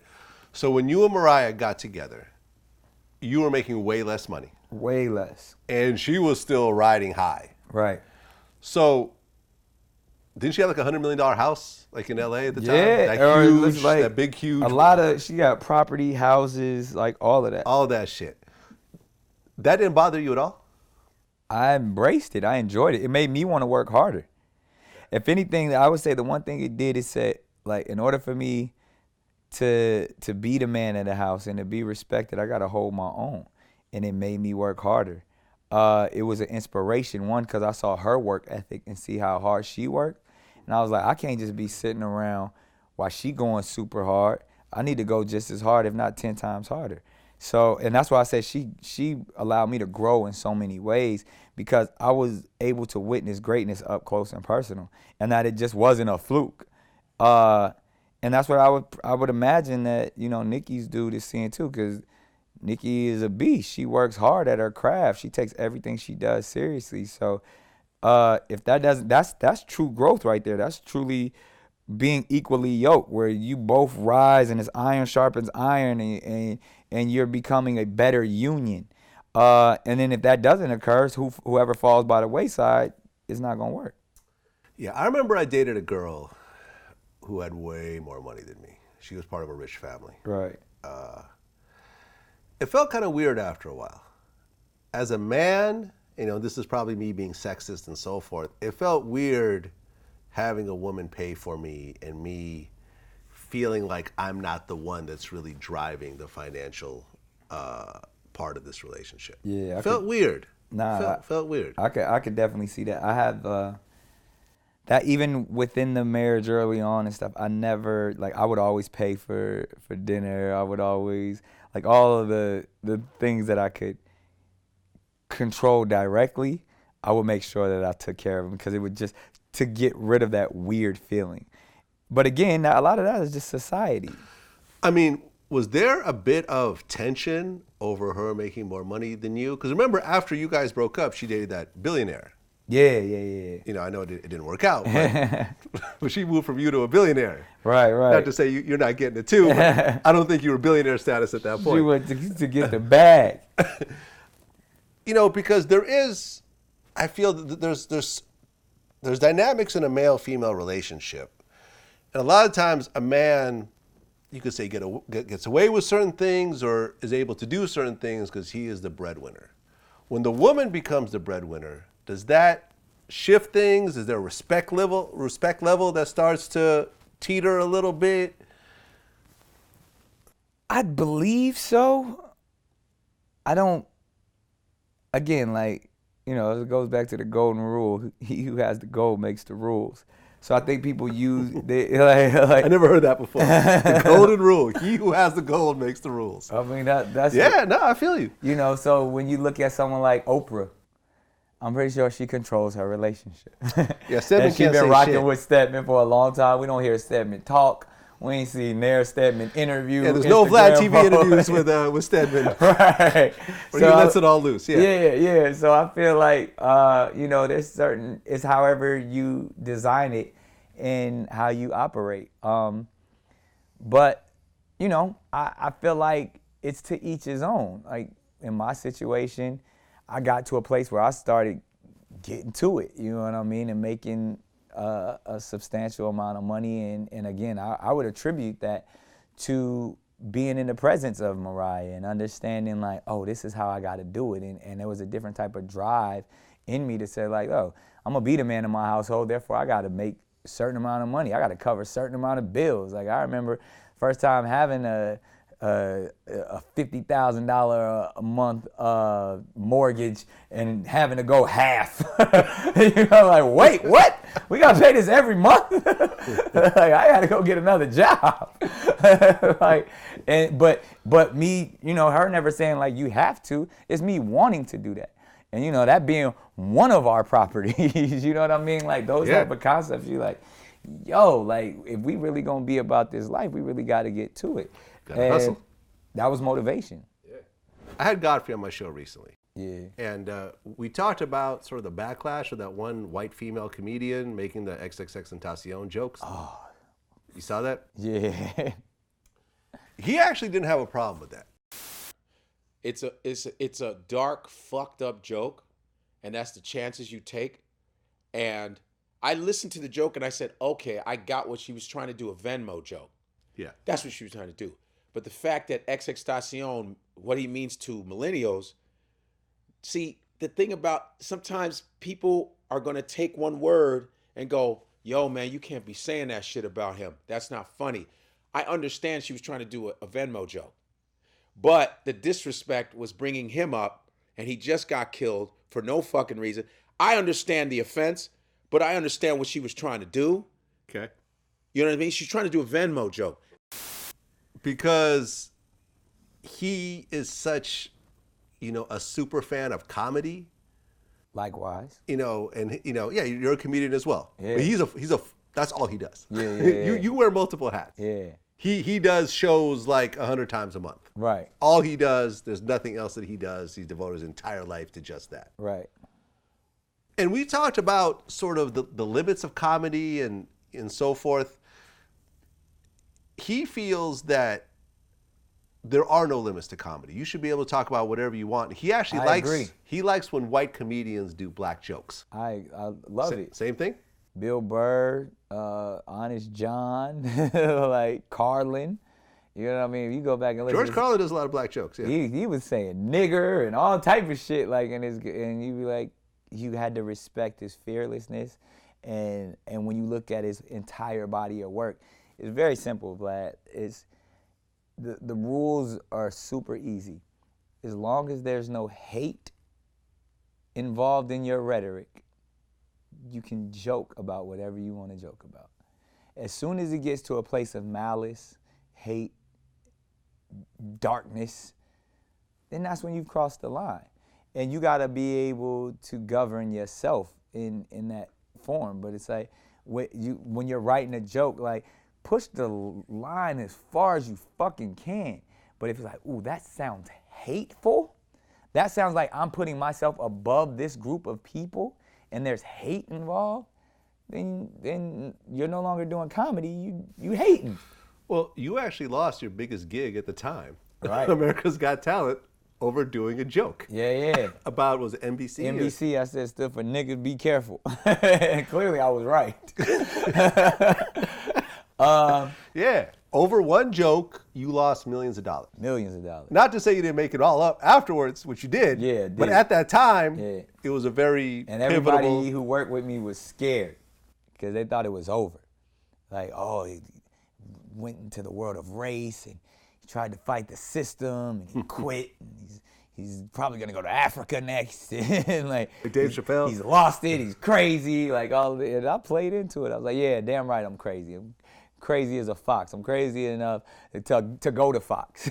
like I'm crazy enough to make you guys think that I have some kind of integrity and character. And that's what it is, man. I stood up for myself. I stood up for freedom of speech, being able to say what I want, when I want, and not gonna be treated just like some mindless employee. I'm an artist. I'm someone that has strong opinions, values, and morals, and I'm always gonna stand by that first and foremost.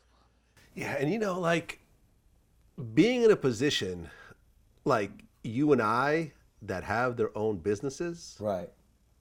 Not to say we have the same type of business or whatever else, but you and I are self-employed. Right. In various ways. Right.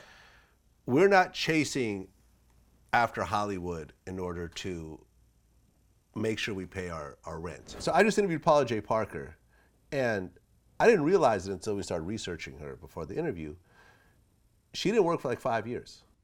She had a baby, she got married, and she felt like she was getting blackballed by certain powerful men, in Hollywood, because she got married, and I guess they were interested in her in certain types of ways. Right.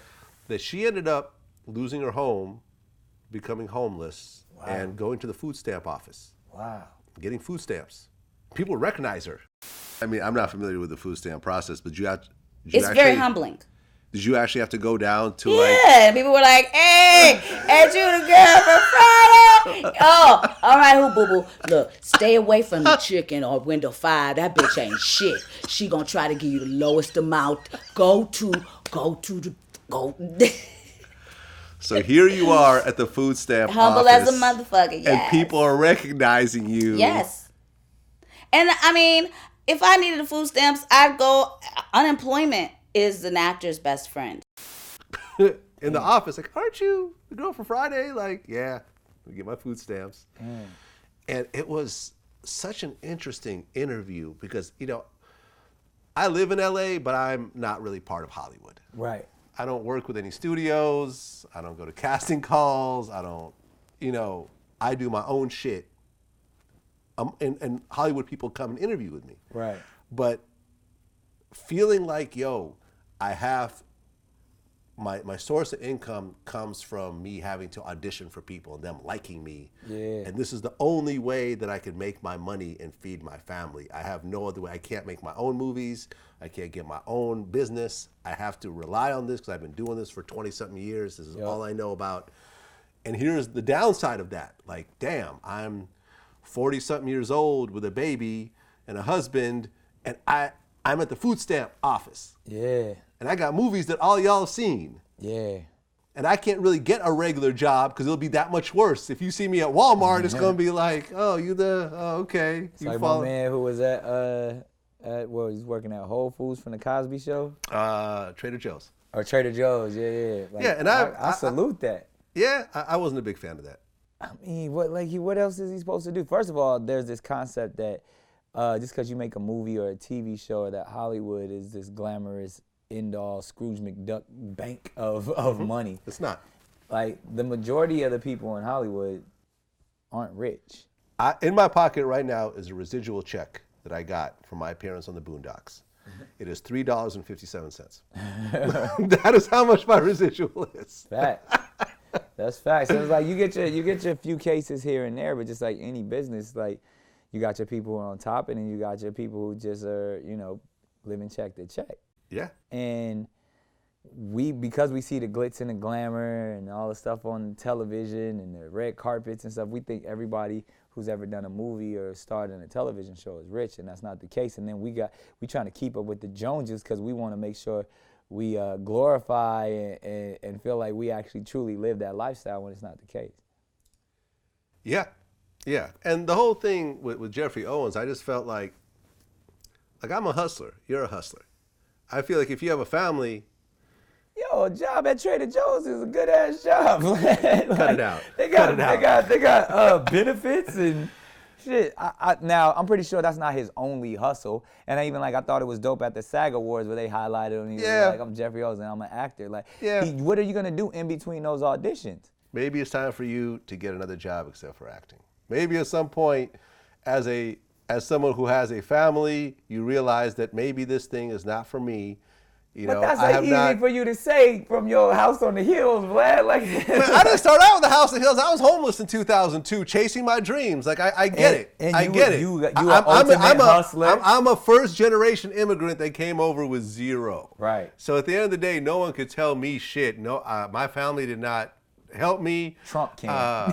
He gonna try to tell you some shit. Yeah, Trump can tell me some shit. But I'm saying I believe in hustling. I believe okay, look. Facts, and everybody doesn't have that hustler spirit. And just because some people are designed to be worker ants. Right. You have Everybody's runs. not a soldier. I had a great run as a DJ. At one point I realized, hey, I'm getting too old for this shit. I'm not going to keep supporting myself by doing these club gigs and so forth. It's time for me to switch up and do something completely different. Yeah. And that's where the videos and the from movies. A different cloth. Like everybody doesn't have that ingenuity.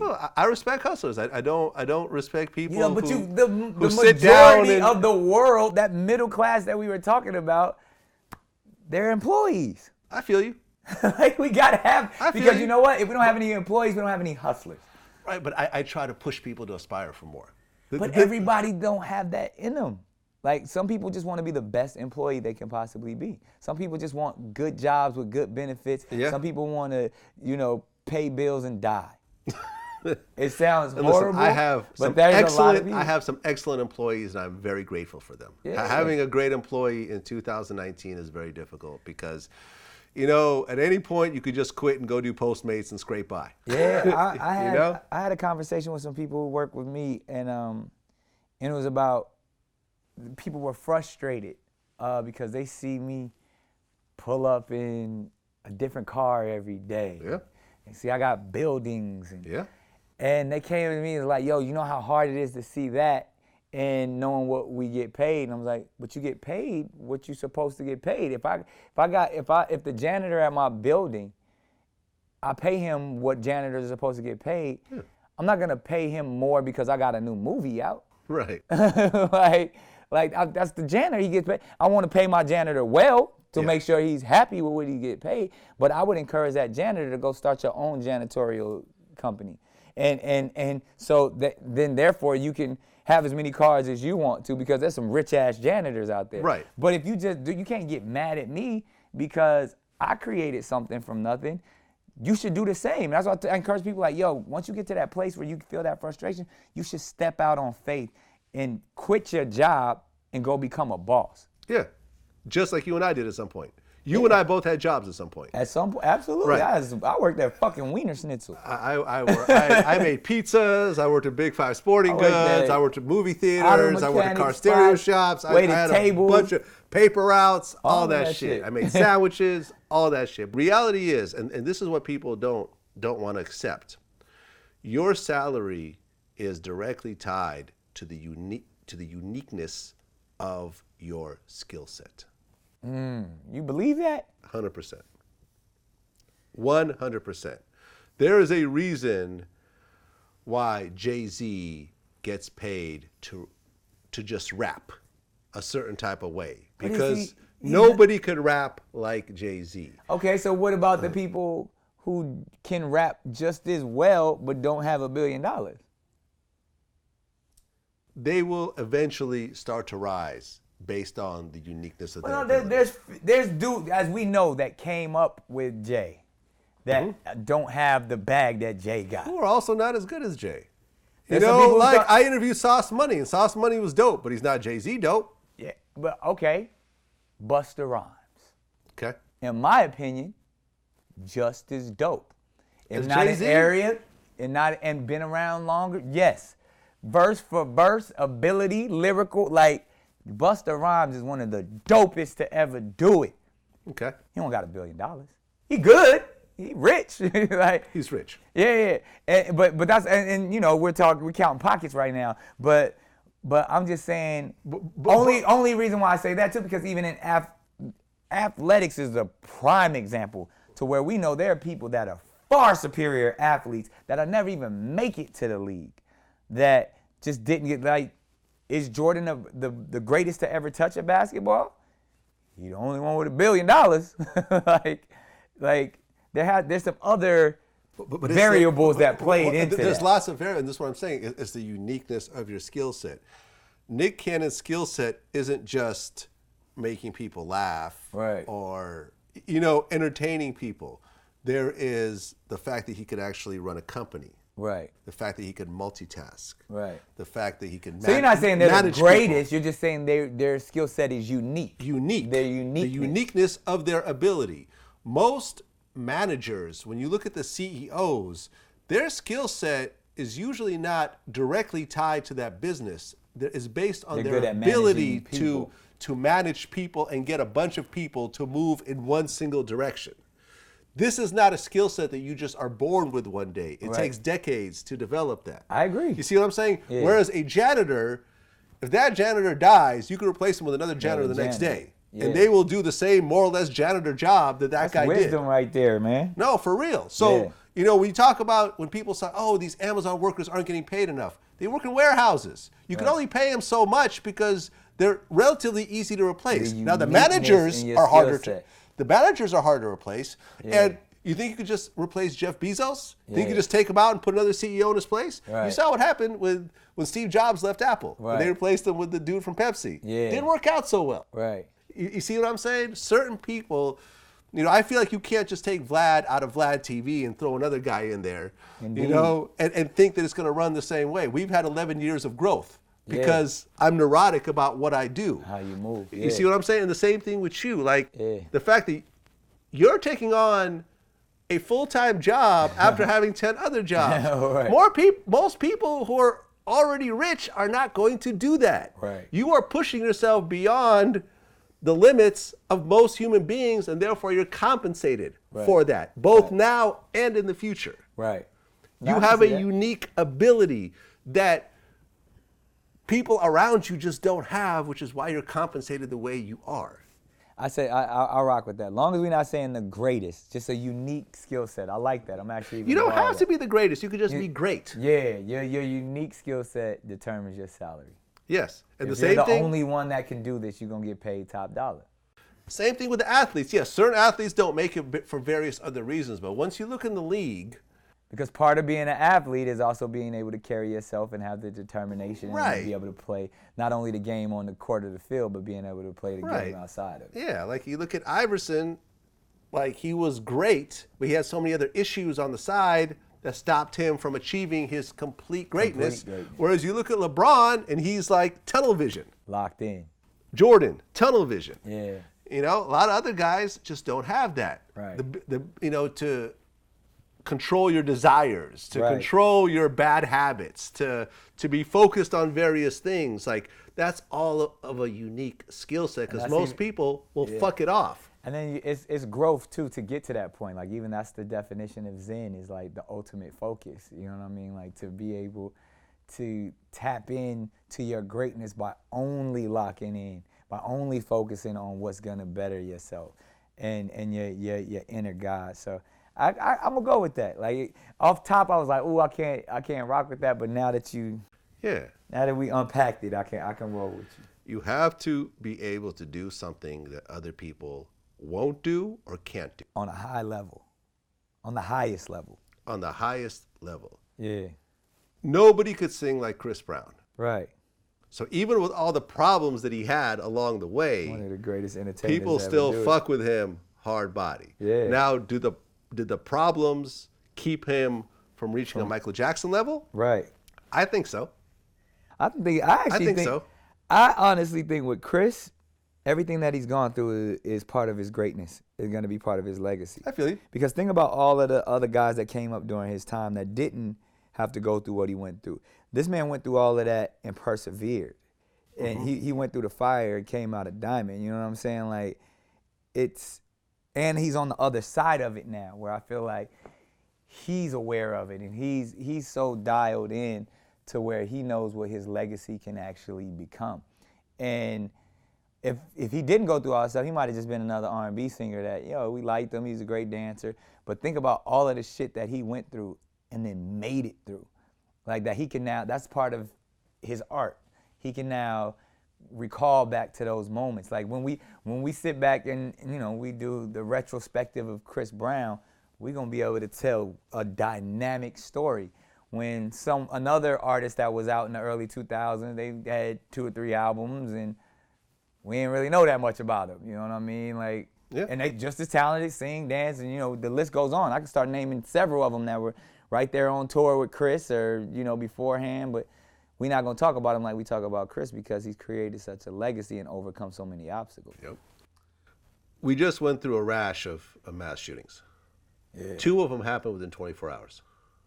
It's crazy. And they all seem to be white guys. You said it, not me. Imagine if they were Muslims. Yeah, it'd be The type of laws that would be changed. Right. Based We'd on be bombing the whole Middle East right now. bombing the whole Middle East. Right. The mass shootings are, you can't really make sense out of it. You can't really say, okay, I understand why he did that. Okay, that's justifiable. It's always like, But you can. Like, it goes back to what I just said, man. Like, it's a pure example of what America represents. Like, we've literally, like, when you see of course there's mental illness, of course, but when there's pure hate and disdain and fear, those type of things occur. Like whether it's the president's rhetoric and hate speech, or even, again, I hear like, oh, they're blaming the video games, and like, no, ultimately what it is this energy of disdain and negativity that we've surfed on for so long, and then like, shit, all right, now it's a tidal wave. Like, we just been playing with it, you know what I mean? Like, oh, we love gun culture. Oh, we love violence. Oh, look at our movies. Da, da, da. But when that shit reaches its like zenith of where it's gonna self-implode.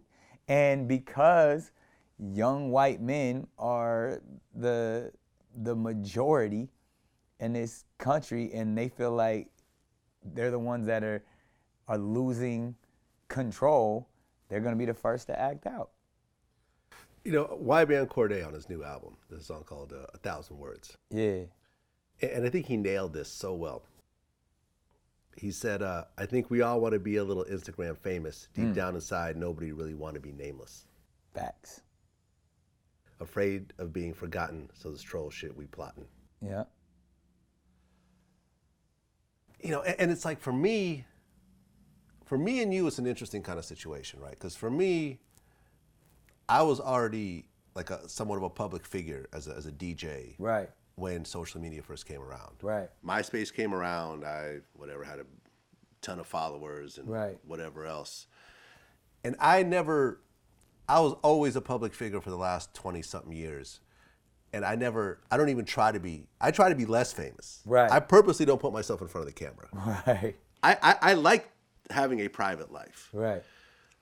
But the majority of the world is not like this. Right. Majority of the world is relatively nameless, and there is this striving to have a name. Yeah.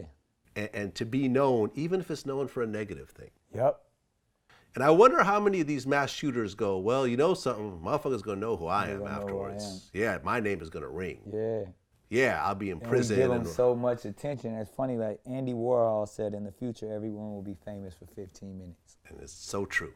And it's coming to pass. Like he spoke true words, like from the clout chasing to the hot girl summers to the to the mass shootings. It's like it's just people seeking attention, and it's not even about money anymore. Like people, like clout is become more valuable than money. The likes, people acknowledging who you are.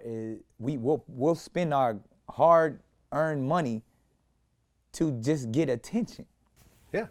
Like, and again, like you said, we come from a different aspect from it. I feel like I come from an artistic side of it where, I like people to recognize my art. I was a kid who wanted attention all my life and therefore I knew to get attention, I had to be a great entertainer. I had to be able to perform. That's how I got my fix.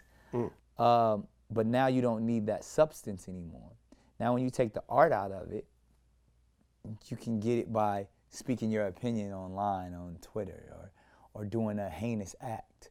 Just the idea of these motherfuckers going into grocery stores and spitting in bottles and licking ice cream and pissing on grapes and shit like that. Like, what the fuck? Like, it's like, again, but it's a pure example of American society. And you can't be mad at it, man. It's this group thinking that we've all been bundled up into. Well, I feel like you're a lot more famous than I am.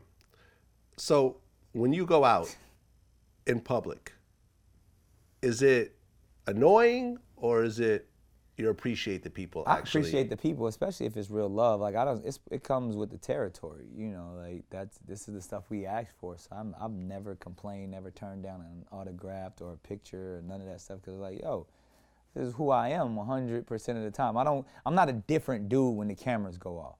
This is me. This is true. Yeah. As someone who, we're friends and we talk off camera probably more than on camera. Yeah, like. You're right. You're exactly the same person. But what about the loss of privacy? What about when you just want to go to the grocery store and buy a few snacks? Go to a grocery store where there ain't nobody at.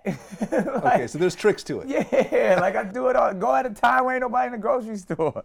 Like, I mean, again, I got a house in an area in New Jersey that's probably like maybe an hour, 45 minutes outside of Manhattan. Mm-hmm. When I'm in Manhattan, it's on. You know what I mean? I'm Nick Cannon, and then like you can't escape. There's no privacy. It's Manhattan. Every step you go, there's a camera, a person. That's true. Yeah, I get recognized the most in Manhattan. Yeah, I get in my car and take a 30-minute drive, and nobody's asking for pictures. I'm in Whole Foods. I'm at the Guitar Center. I'm taking my kids to the pet store. Not one picture, autograph, none of that stuff. The people, that's what frustrates me about LA, when people are like, oh, like you walk out a restaurant and people doing this shit. Motherfucker, stop going to the restaurant that the paparazzi is sitting in front of. That's true. The fuck you going to Mr. Chow's and Ivy and all that shit for? Yeah, pulling up in your Bentley, yeah. Yeah, of course. Oh, can you guys give me a break? Motherfucker, you came here to get on camera. Like, there's so many fucking restaurants. Yeah. That, like, TMZ stands for the 12-mile zone. Yeah. It's 12 miles. 2 mile zone. Or is it 12 or 2? It's 2? Yeah, that's even worse if it's 2. But it's like, it's a zone that those people, they don't even go outside. We're both wrong. 30-mile zone. 30 fucking miles. They travel in 30 miles. You can go, as soon as you step outside of that 30 miles, there's no paparazzi. Right. So, like, again, like when you think about it, like those people, they want that attention, and people who complain about it, that's a level of clout chasing too. Like, you signed up for this shit. So anybody who's disrespecting a fan or don't want to take a picture, like, that's on some fuck shit. I agree. I always take pictures. I always talk again, to people. Going back to my Zen shit, it takes so much more energy to be negative than it does to be positive. I agree. To tell a person no, just to fix your face to say no or not right now, and then you got to explain, I'm eating, my kids, like, you just look angry opposed to be like, oh yeah, let's do it real quick. I'm eating, but it's all good. You got it? Boom, man, nice to meet you. Hey, take care. That was that one interaction with you. And now they're gone. They're happy. You back to your meal. Right. You tell a motherfucker no. Man, don't you see I'm eating, dog? You gotta respect my plate. You see my family right there, shit.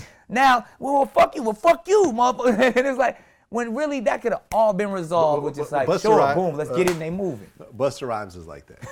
Busta Rhymes, you cannot. I remember before I got to know him, the first time I walked up to him was a very negative experience. and then afterwards, once he knew who I was, it was like all good. And this is the thing about Busta, and I love Busta to my soul. One of the most passionate people. I never got a chance to meet Tupac, but I feel like Busta and Pac are probably like the same type of people. Okay. Like people who Busta loves so hard. If he love you, that's true. He'll die for you. But if he hates you, he gonna throw the whole couch. Like, right, yeah. And that's the thing, like, he not gonna stand for no kind of disrespect. Where somebody like myself, we did a movie together, like, I'm the type of dude, like, if somebody might be too close to me or something like, I mean, my bad, you know, you bet not disrespect Busta's area whatsoever, because he gonna let you know you disrespected him. And that's cats from Brooklyn, that's New York cats, that's how they roll. Like, they gonna let you know this is my square, I'm standing on it, I'm solid, and I will accept no disrespect. Yeah, and I remember I interviewed him, one of our early interviews, and I told him about, like, yo, like, you're not very nice to people that try to approach you. You said that to Busta? Of course. You know, I don't hold my tongue for nobody. And he said, no, I know that, but you know, I don't know what that person's intentions are. I don't know whether they want to try to sue me or this or that. And it's like, I get it. He told me some stories before, just as a young dude coming up that, like, especially shining and being that dudes that he thought was his guy, that he thought he was friends with, they turn on you, so you gotta have your armor on at all times. So, like, again, I get it because I know Busta, I love him, and I know a lot of cats like that, specifically from like New York and Brooklyn. Like, they move different because you don't know people's intentions. You move. Even I always say like this too. Like, I used to have like a bunch of security guards and shit like that, and especially you go to the club, and you got these big dudes with you, and they kind of moving people out the way, and they sectioning you off.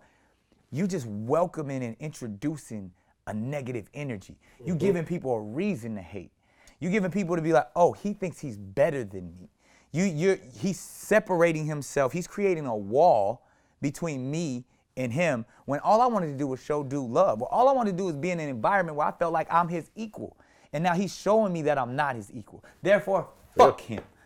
And I'll show what my money spends just like your money. As soon as I see you outside, I'm taking whatever the fuck you got. Yeah. But to me, like, I was on Crenshaw's 60th yesterday, chilling. You know what I mean? Like, but in the community, you know what I mean? But you still carry a bodyguard around everywhere you go. I don't see him as a bodyguard. No, if it got he's a bodyguard. He's the dude that just holds my gun for me. Okay, and bust it if necessary.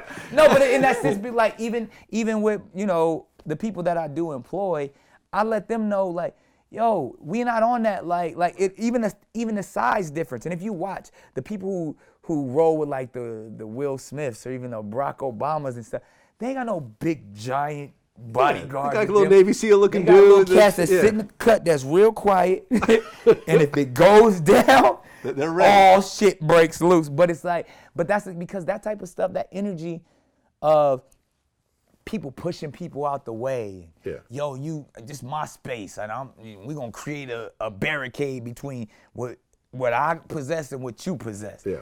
That's negative. Yeah. Like, but some people gotta do it because they've been put in those positions before. Like, one of the reasons why I used to have the big dudes before, because I done been in some brolic ass fights and didn't have nobody to go to at the time. So like, yo, next time I'm gonna need somebody who could throw him straight from the shoulders, so if I don't get jumped. You know what I mean? Like, you want to be in a scenario where you protect yourself, and once you can provide that for you and your family, of course you're going to do it. But I still think there's a way to go about it to where you're not walking, in the club with 10 body. I even like, because the club has security sometimes. I'll be telling like, yo, fall back, man. I don't need all that. I'm chill. I'm good. You guys go ahead and don't push nobody out the way. Don't create no bit. Somebody want to come up and take a picture? That's fine. Well, but I mean, Mariah probably has some big security guards with her, right? I see. Even within, she's a woman though, so yeah, it's a little it's different as a woman, but I can't imagine someone just running up to Mariah and asking for a photo. Nah, that's not gonna happen. See what I'm saying? But again, even this would be a debate her and I would have often, because I was like, it's all an energy thing. And I would say, yo, you don't need all of these big, intimidating, mean characters around you.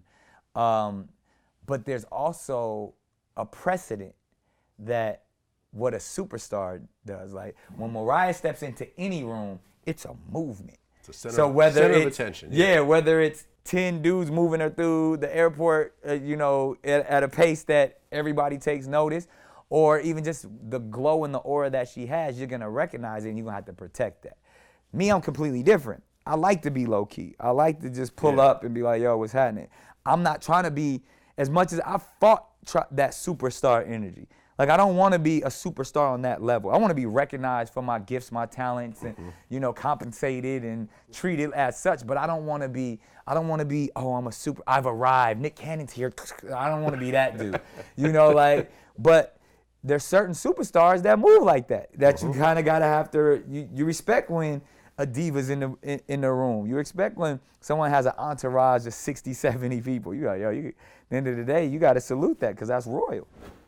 Scarface and Willie D are both running for Houston City Council in different districts, not against each other, different districts, which I personally loved. Yeah.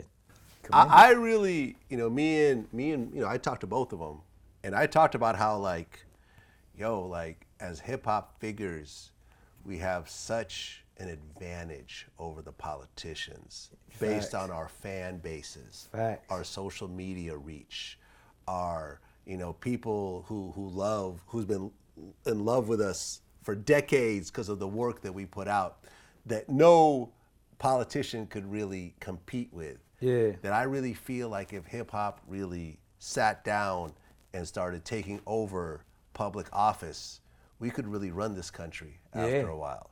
Nah, facts. Hip hop. I brought this up. Everything. I brought this up to Lord Jamar during an interview, and he doesn't think that's possible, because he feels the system is so rotten to the core that it's not you're not going to be able to change it. Because you're working in a system that is inherently broken. Until you fix the foundation of this system, building upon a broken foundation is never going to have a stable household. Okay? So until you knock this shit down, fix the foundation, which was built upon racism and fucking murder and stealing, until you fix that foundation, trying to work within the fucking house and do little shit to spackle the walls and all this type of shit is not gonna fucking be a revolution. It's just only a constant Band-Aid project, and you're gonna forever fucking, have these do-it-yourself projects around the fucking house until you run out of money to even fucking, fix these little problems, when you should have just went to the core of the problem. Lord Jamar, I agree. The government, I don't believe in the two-party government system that has been established here in America. I believe voting and all, it's all pageantry. Local government, what's the word I'm looking for? Where you rally a community together, whether you win the office or you don't. That is ultimate power. That's where hip hop was generated and created. Yeah. We're a voice and we're gonna matter, regardless of if I'm a city elected official or not. I'm gonna show you that I own my block. I'm gonna show you that these projects are mine, and when I speak, these people gonna move. Like that. That's back to the Panthers mentality. That's back to the ideal of, even like I said, systems without like tribalism. You know what I mean? Like, who's the leader in the community? Leaders are real. And our rappers have always been leaders. Sometimes leading in the wrong direction. Right. But when you can get brothers that are super intelligent like Willie and Scarface and, you know, Luke and, you know, so many people. That, Yeah, Luke, I think, ran for public office also. yeah, and even if he did, I don't even know if he won or not, but I know he's real in Miami. I know things don't move unless Luke say it's supposed to, like, on the politics side, to the youth, to the school system. Like, he put so much money into that city when he was that guy, to even now he's a little bit more low key. He's still a fixture in that community. And if we could do Snoop, still a fixture in his community. Mm-hmm. Like, these are guys, to whether they run for political office or not, they still real leaders. Now, to show and exemplify your leadership skills, you got to do it through the political system. I'm all for that. But it's the same way that Bun B is a professor. You know what I mean? I commend that and salute that in the same level, because everybody doesn't believe that education is the answer. But when I can say, yo, Bun B is a professor, Willie D and Scarface are running for office, like, that's that natural progression as a leader. Where you tend to lead, that's up to you. You can be Mace and, you know, preaching. Right. Still a leader. Yeah. To be commended. You know what I mean? And that's, I just like to see our young black men elevate and evolve into their leadership positions that they're supposed to be in. Because it's clearly they were leaders to become rappers and you know, curators in the hip hop culture, and to take that and actually truly care about the community. That's the greatest gift. Well, yeah, and if you think about it, these politicians, they try to utilize these rappers to help them achieve public office. Yeah. You know, like, look at when Obama ran. Like, Jay-Z and Beyonce got behind him. And Cardi B behind Bernie Sanders. Yeah. But politics is what it is. Politics is bullshit. Look up the definition of politics. It's like, it's literally telling you that this is not the truth. This is what we have to do in order to please as many people as possible. Yeah. You know what I mean? So they're gonna use someone who has public influence and public persuasion to help get their message and their mission across. Right. But let's just cut out the middleman. If they're using you to help get elected, why don't you just get elected? To be a leader, heavy as the crown. Yeah, you know it is. I mean? It is. Like, and nobody really wants to be a real leader. Even me, as much information I have, I'm fucking in school now and getting degrees and studying psychology and fucking administration of justice. When it's like, but when somebody say they want me to lead, like, nah, I'm good. Like, I don't want to be. I don't want to be in politics. I want to have the information. Really? But I don't want to be nobody's leader. Okay, so here's an interesting question that we've never talked about before. Donald Trump really changed the rules of who can and can't run for president. Because usually every other president had some level of political office before becoming president. Facts. Right? Even though Obama wasn't in politics for very long, he still was a senator for a while and so forth. Yep. Donald Trump came in with nothing, with no public office whatsoever, and he became president, which now proved to everyone that celebrity, that is bullshit. that pure celebrity will get you elected. Facts. I don't mean this year, next year, in 5 or 10 years. Well, let's just say you're how old now? 38. 38. At 58, if someone brought up the idea of you running for president, I know it's such a bullshit system. It's like, if I knew, like, I don't believe in it whatsoever. I don't believe in the voting process. I don't believe in the two-party system. I don't believe, like, unless something, like, to me, my time, efforts, and money, because at the end of the day, that's what it's all about. I'd rather go build schools on my own. I'd rather go, you know, feed the homeless. I'd rather establish a chain of children's hospitals. Like, I know that's gonna do a lot more than lobbying for some policy that ultimately only benefits the elite. I mean, because I could see you running for president and actually winning. I would love to be a leader in the sense of the leadership of, like, being a fine example and putting all my money and effort to helping the community. If that's an office, I'll take it. Okay. But a leader in the idea of, like, a mayor, a governor, a politician, a senator, president. It's all bullshit. They're like, it's complete bullshit. It's not real. Those are people who seek power, who seek attention, and who will say whatever they want and have all of these credentials to be able to be on top. And I'll feed my ego elsewhere. But if you're utilizing people for money and for control, who really wants to be a part of that? Like, that's even why I ask people, like, who really wants to be a police officer? Like, it's a job to control people. Like, who the fuck wants that job? Like, I don't want that. I don't want to control anyone. I want to be able to just exist. And it's good because, like, I've been, like, studying in my psych class and stuff, this philosopher by the name of Alan Watts. And he was just talking about, like, existence and talking about, like, how we put so many expectations on what we're supposed to be or with the people who came before us, opposed to, like, focusing on just existing in the moment. And that's the only thing that's certain. And it's like, I just want to be the best me right the fuck now. Like, I don't care about the illusion of the future and the disillusion of the past. Like, I can't control that shit. And so for me to give some false ass rhetoric of like, this is what I'm gonna do for you, and this is how I'm gonna make your world better, that's all bullshit.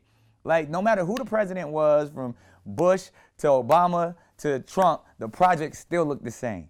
The lower class is still gonna be the lower class. Like, shit ain't gonna change whatsoever. And I don't wanna be a part of that shit whatsoever. Now, if I could donate millions, like, I'll be on my fucking Bill Gates, or like, I'll donate all my money. Like, by the time I die, I wanted to help as many, like, I'm on that type of shit, but I don't wanna be a false leader. That shit is just, I wanna know all about it. I wanna debate it. I wanna talk it. I love politics. I love politics like I fucking love sports. Like, because that's really what it is. When I look at it, I was like, oh, these motherfuckers is finessing. Like, they, oh, he coaching this season. He, like, he gonna trade over it. Like, that's all. If you can analyze it from that aspect, but it's not real life. Like, even when they invite me on, like, Fox News and CNN all the time, it's like, yo, I'm not gonna sit up here. I'm supposed to debate these people to see who's smarter. You got it. You smarter than me. Like, now what?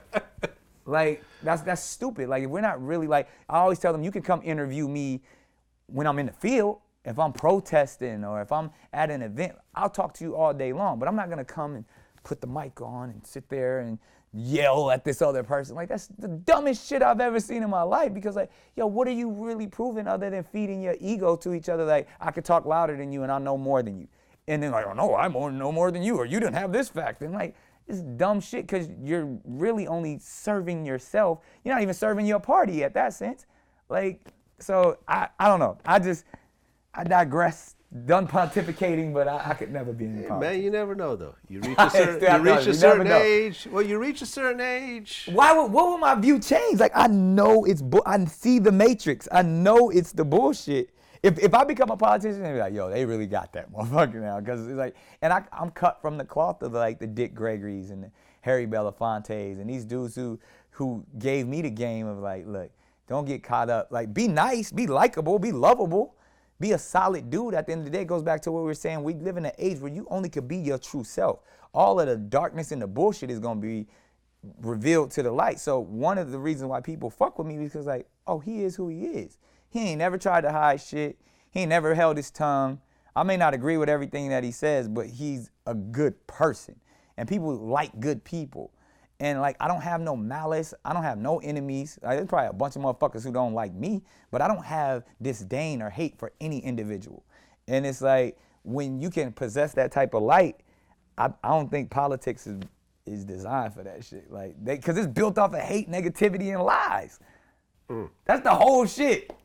And then, like, when you think about it, like, I would love to, I love it, but I would never want to be in it. Nick, man, always a pleasure. Always a pleasure. Keep elevating every time we talk. Yeah, there's this some was a new, strong one. This was, there's always some new accomplishments, some new gigs, some new projects. It's more coming next time we sit there's down. more I don't even know about. Because when I start naming them in the beginning, you're like, well, you also forgot this, and there's also this movie, and these 3 documentaries. Yeah. Oh, and there's my Fox gig over here. Don't forget that. So I'm not even I'm not even aware of some of this stuff that you're doing. But Yeah. every time you level up, and that's what I love, and that's why I bring back certain guests, because they always elevate every single time, and you're absolutely Appreciate that. the definition of that. Thank you, man. That means a lot. Absolutely, my man. My man. Peace. Peace.